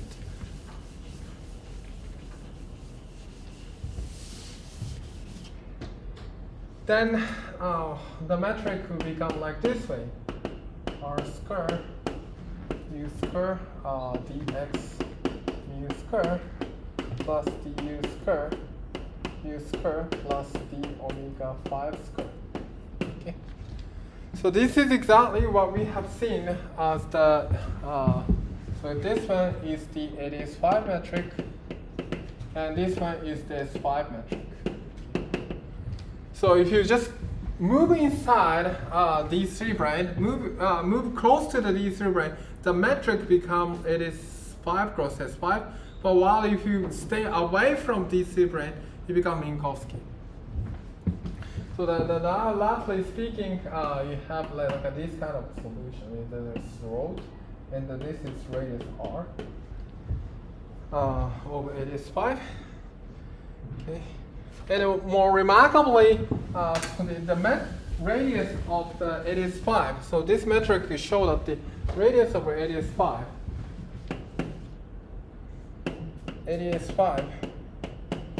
is equal to radius of S5 is equal to, is the same, 4 pi n gs plus alpha prime. So that's what you get over here. So once you take alpha goes to 0, n has to be very big, which means n has to be very big to keep the finite of a radius. But here, as you can easily see, radius of AdS5 is the same as S5. So therefore, the total geometry of this D3 brane is in fact, once you cross inside y, so this is y direction, y equal to 0 is at the D3 brane sits. So if you go close to the D3 brane, the space is highly curved. But if you stay away from the D3 brane, they become like a Minkowski. So therefore, once you take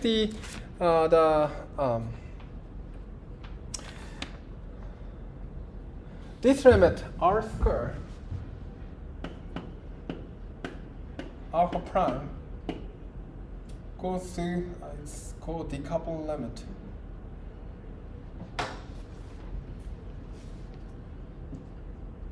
Yeah. So once you take this limit, this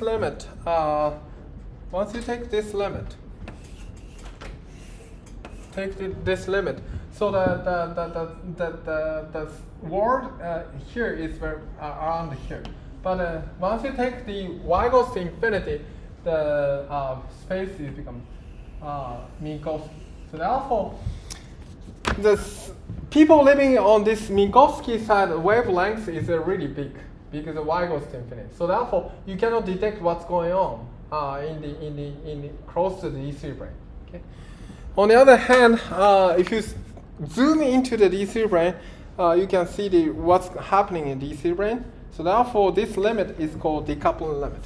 So the phi infinity and inside of it is 5 cross S phi do not talk to each other because you cannot probe the like a long wave by a long wave whatever photon or long wave electromagnetic field cannot detect what's happening inside of these D3. So therefore, the people outside of the AdS3 and the people inside close to the D3 do not talk to each other.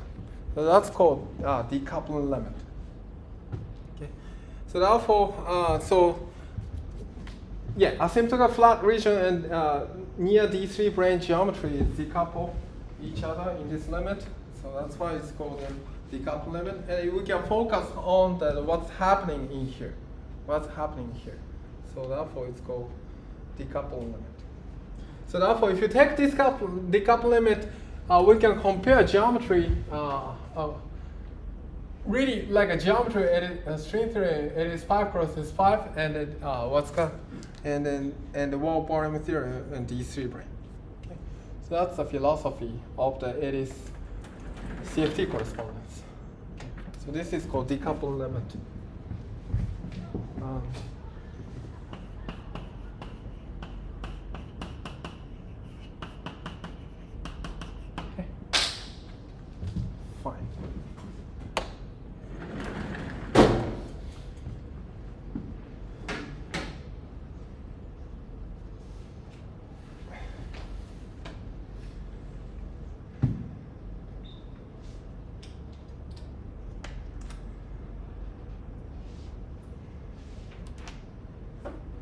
Fine.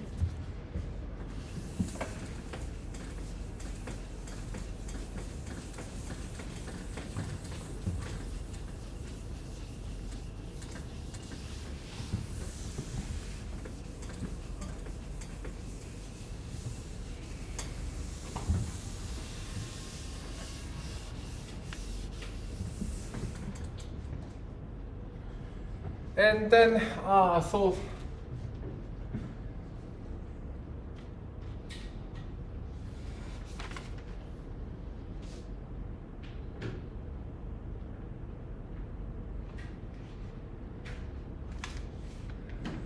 okay, so then, so there is some work by Hooft.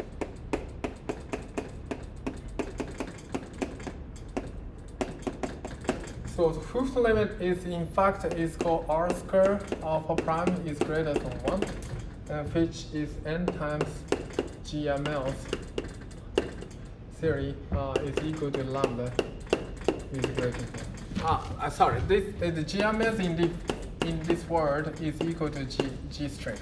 Okay. So as you can easily see from where I already erased. Sorry. Did I erase? Oh yeah. No. Here. So if you take the R square over alpha prime is equal to square root 4 pi NGS. Okay. R square over alpha. And if greater than, this is greater than, way greater than 1, and S square, N times GS has to be very big. Okay? Has to be very big. So NG times GS, indeed GS is equal to Yamil's coupling constant because as you can see, GS is the dilaton, which is coming from can be related to cross string, but Yamil's coupling is coming from open string.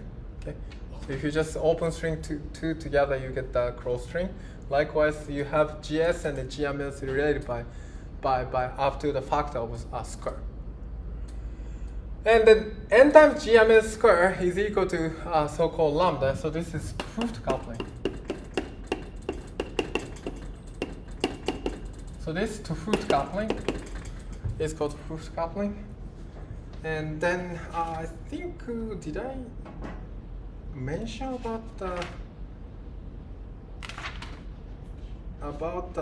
what n is? Oh, yeah.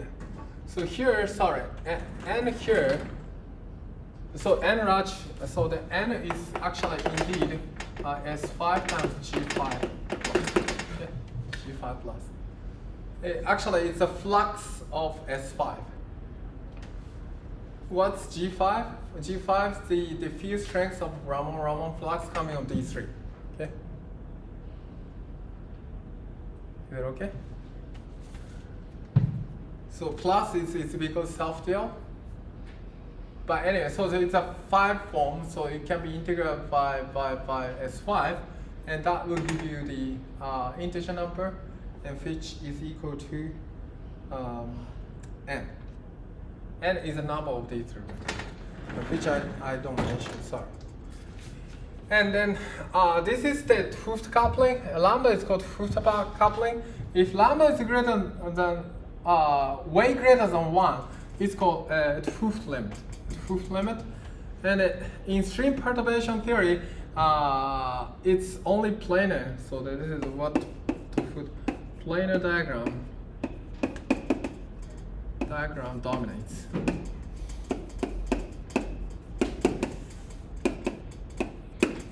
Which means that a planar diagram is something like this one. Yeah. This kind of planar diagram dominates.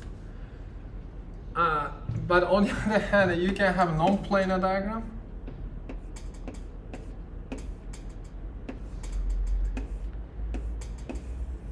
So this is planar, and this is non-planar. So you can ignore this kind of contribution in this limit. Only this planar diagram will dominate in this approximation. And then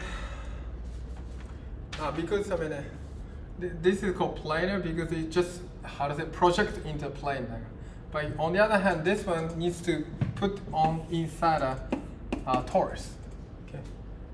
This diagram can only put inside a torus instead of like a sphere. So that's why it's called planar diagram.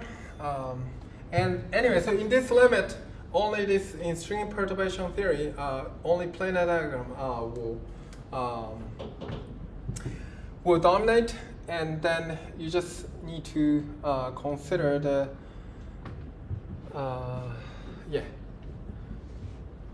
planar diagram, and you can compare with the 4D equal to 4 mills, where the coupling constant G mills is given by lambda over n. Okay. Since lambda is very big, even if n is very big, G mills become finite. Okay. So therefore, even 4D equal to 4 mills side, you cannot simply apply the perturbation theory. So even it's GMS can still be the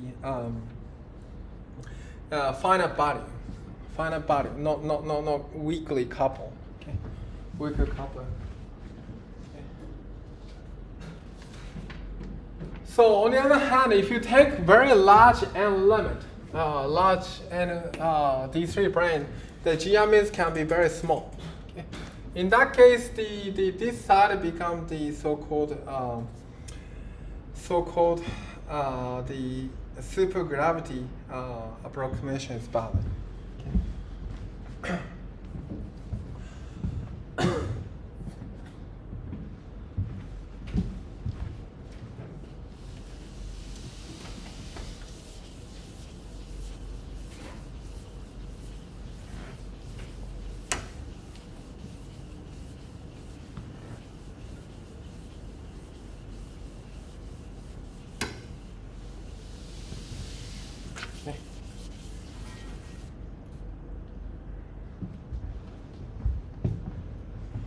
Okay, so sorry. So the Hooft limit, lambda is very big, n can be some finite. So GM is very big, but for supergravity, limit n is greater than is very big, and also lambda is very big, and that is due to it can be understood as the for the n equal to 4 super mLs is the where GMLs square is given by lambda over n, but so it can be still finite. So therefore, GMLs is still like a finite pattern, which not 0. Therefore, it just can be understood as the some kind of shortcut regime. And then people just try to compare between these two by the so that's a proposal in 97 Malsina. But from here, the GKBW is more is the partition function z gravity side, and then CFT side, or partition function z CFT side. There's a relation between these two. So that's 1 month later. Actually, they are both all from at Princeton. They already shared the draft. So that's why they just immediate the paper immediately comes right after Madasina's paper. But anyway, so the GKBW is actually gravity side and supergravity side of phi is equals to phi 0 at the boundary is indeed equal to correlation function of the boundary AdS and then phi 0 with dual to O and then CFT. So that's a proposal of GKBW.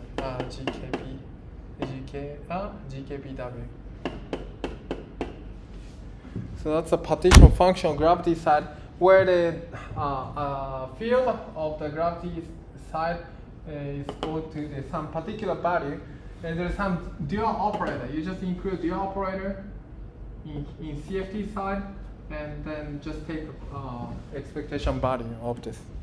So this is GKW.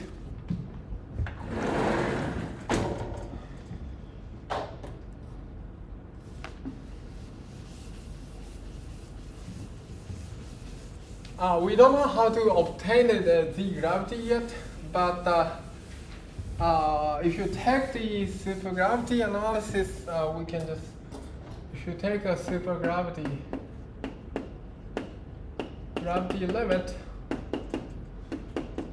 limit, this Z gravity is phi goes to phi 0 is indeed the sum of saddles. Saddles means the Einstein the solution of the whatever equation of motion or Einstein equation in supergravity, and then e to the minus supergravity action phi minus phi 0. Phi goes to phi 0. That's the. So saddle point is not only the vacuum saddle, but also includes all the black hole solution in the gravity side. So that's the proposal of GKBW. And the question is, what's the correspondence of field and operator? Field operator correspondence.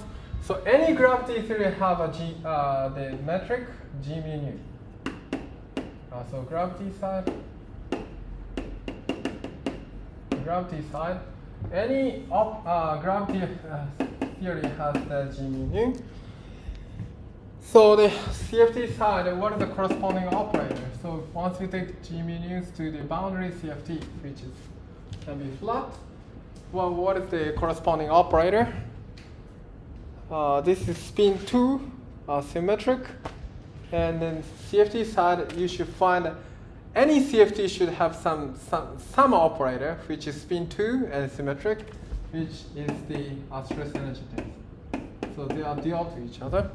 And then that's very natural because I mean T mu definition is delta S delta G mu and square root G and some number.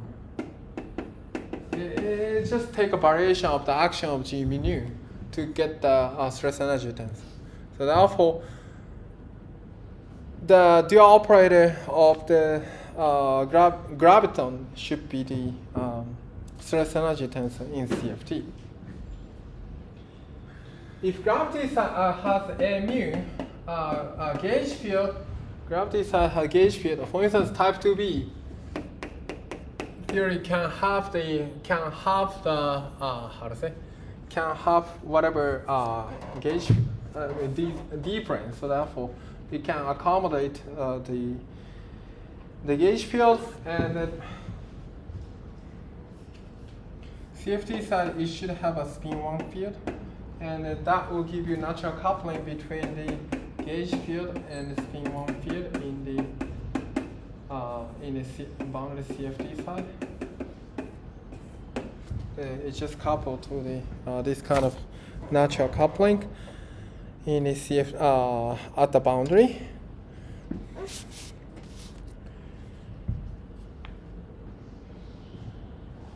Okay, and Barker scalar operator should be some scalar operator in the scalar field at the boundary field.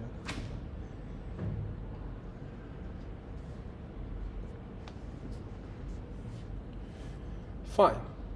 So therefore, so from here, so we can say if you have a gauge field inside a bulk, you have some global symmetry in the bulk, corresponding global symmetry in the bulk. So that's what this dictionary tells you in D. Indeed. Fine. So that's the GKW proposal, and then yeah. And we can see the bit more precise matching between operator and then field in gravity and the CFT.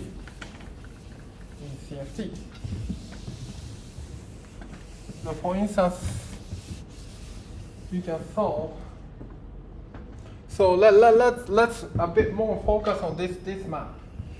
What is the scalar correspondence? Okay. So let's solve this delta. It is 5. Laplacian. It's a Klein-Gordon equation. It is 5. Phi is equal to 0. So this is a Klein-Gordon equation for scalar with mass m. And if you solve this one can just obtain the two solutions, phi of z, where z goes to 0, as I mentioned. So I take this AdS metric, dz square, dx square, dx mu square, where r square, this is AdS phi, ds square AdS phi is equal to this one. And as I mentioned, so z goes to 0 is the boundary of this operator. And then here we have two solutions. So this is called non-normalizable.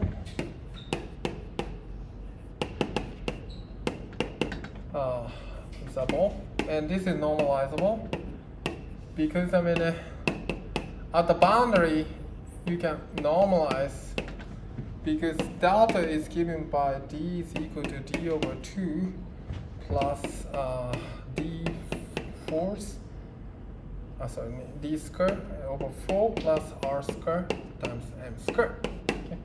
That's the solution you can have for this Klein-Gordon equation in AdS phi. So as you can clearly see, so here delta is definitely greater than d. Okay. So d over 2 here and d over 2 here. if you take square root, but in addition you have some positive number. So therefore this is greater than d. You plug it into here, this is divergent at the z equals to 0. That's why it's called z equals to non-normalizable. On the other hand, here is normalizable. It's just a positive number. When z equals to 0, it just ceases to the 0. Okay, so therefore it's normalizable.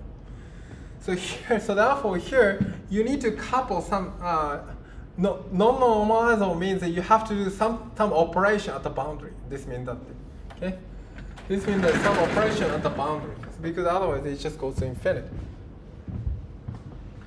And here.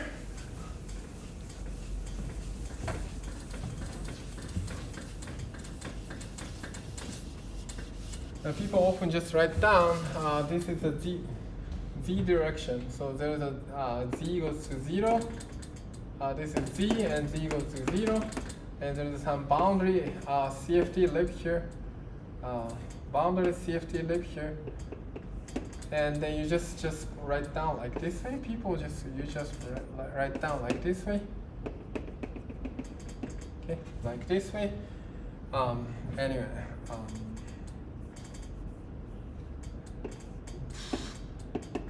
Like this way. And here, one can just couple this phi, the phi of this. Why I use the, okay, anyway, so z, so this is x direction. So this is direction is x direction. So x hat and epsilon, you get the e to d minus delta phi 0 of x. So this is really the z direction. So if you push this operator, the field. So there's a field phi. So we solve this. There's some scalar field phi is behave inside a bulk phi of x and z. Okay. We know this this. If you look at the non-normalizable mode, it just behave push from boundary to the epsilon direction into the bulk. So in the bulk, then it behave like a e to the d minus phi times phi 0 times x 0. Okay. So this means that here it should have some scaling. So this is very similar to scaling transformation in conformal field. So you just push the boundary to the epsilon direction in the bulk. So the phi behave like this way. So therefore, if you couple phi 0 of phi of x to the operator of x, whose the component dimension of d or of lambda x is equal to lambda minus delta of O of x, like this way. Under the scaling transformation, this way. So this delta cancels with this delta. So therefore, you just only have a d here. So it just becomes finite. So therefore, what you need to do is that in scalar field theory, so boundary AdS should couple, non-normalizable mode should couple with some operator O whose component dimension is delta.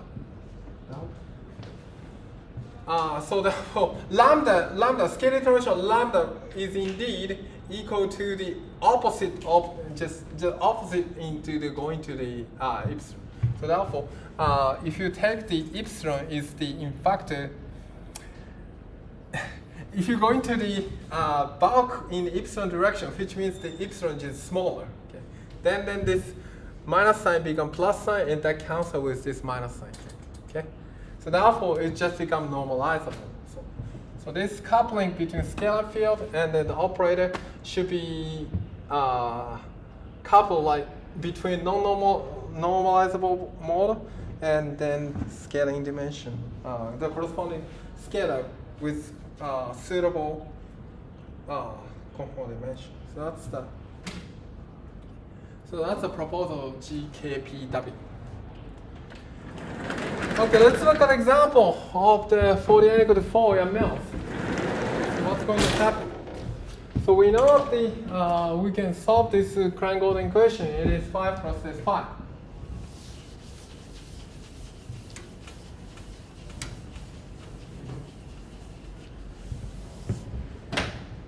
So let's solve the Klein-Gordon equation for this 5 cross S5. So we can just have the whatever.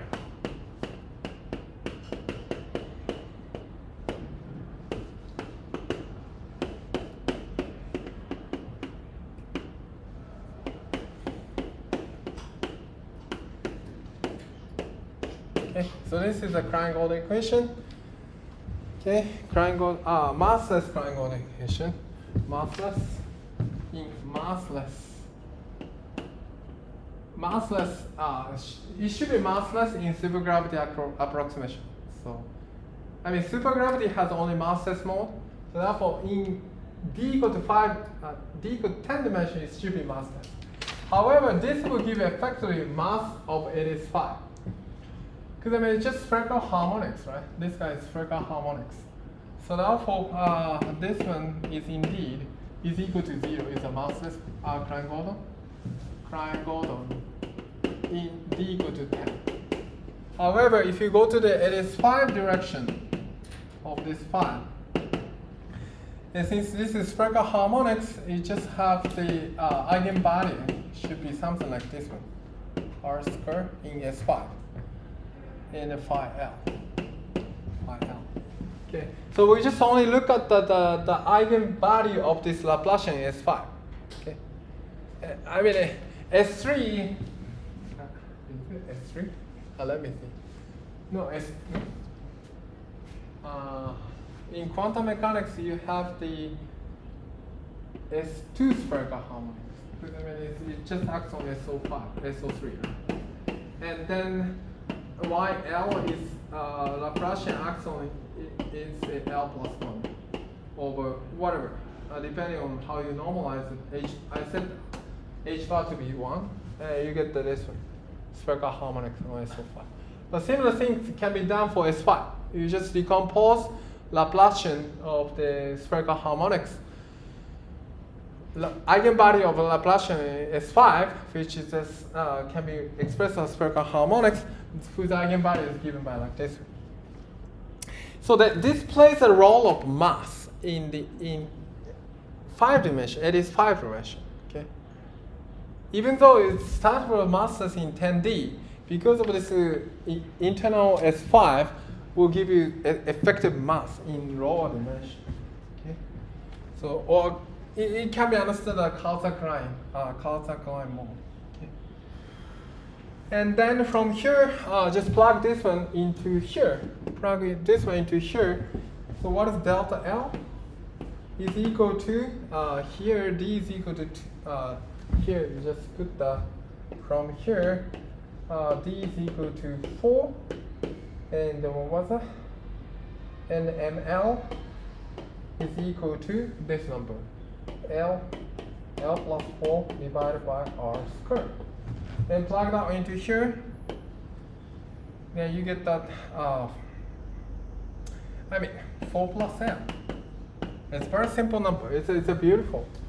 So it's a very, so here, R, it is 5, is equal to R S 5. It plays a very important role. So we just identify both of the radius.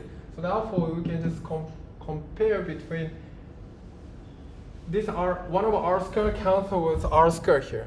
This is actually AdS5 radius. This is the S5 radius. But since they are equal, they cancel each other. And then plug that into here, it's just a very simple number. Okay. So spherical harmonics, this L equals 0 is actually S wave, which means that the SO6 rotation is just a invariant on the SO6 rotation, S wave. L equals 0 means no angular momentum, S5 direction. And that should correspond to trace. So the component dimension has to be 4, which means in this coupling, between bulk field and boundary operator. So here delta should be 4. So component dimension is 4. And in any good form, MS, and then the suitable operator should be something like this. Okay.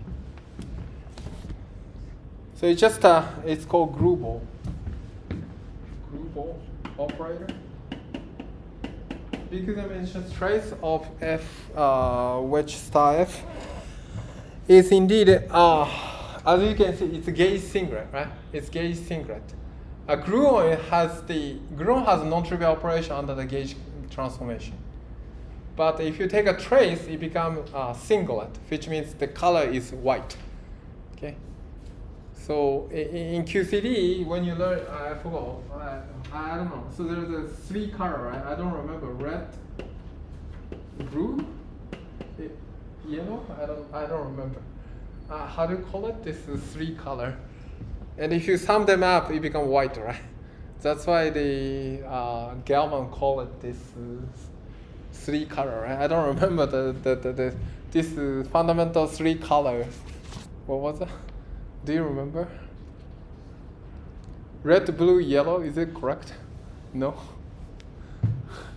Anyway, so that's gauge singlet mode. For generic L, it's no longer S wave. It transforms non-trivially in SO6. So therefore, we should find something. It's non-trivial rotated SO6 for the n equal to 4. And I already erased, most likely. Yeah, I already erased, but we know that the xn 1 to 6 is non-trivial rotated by SO6. Okay. So therefore, we should put the trace of x1 dot x L, and you just make it symmetric because we want to have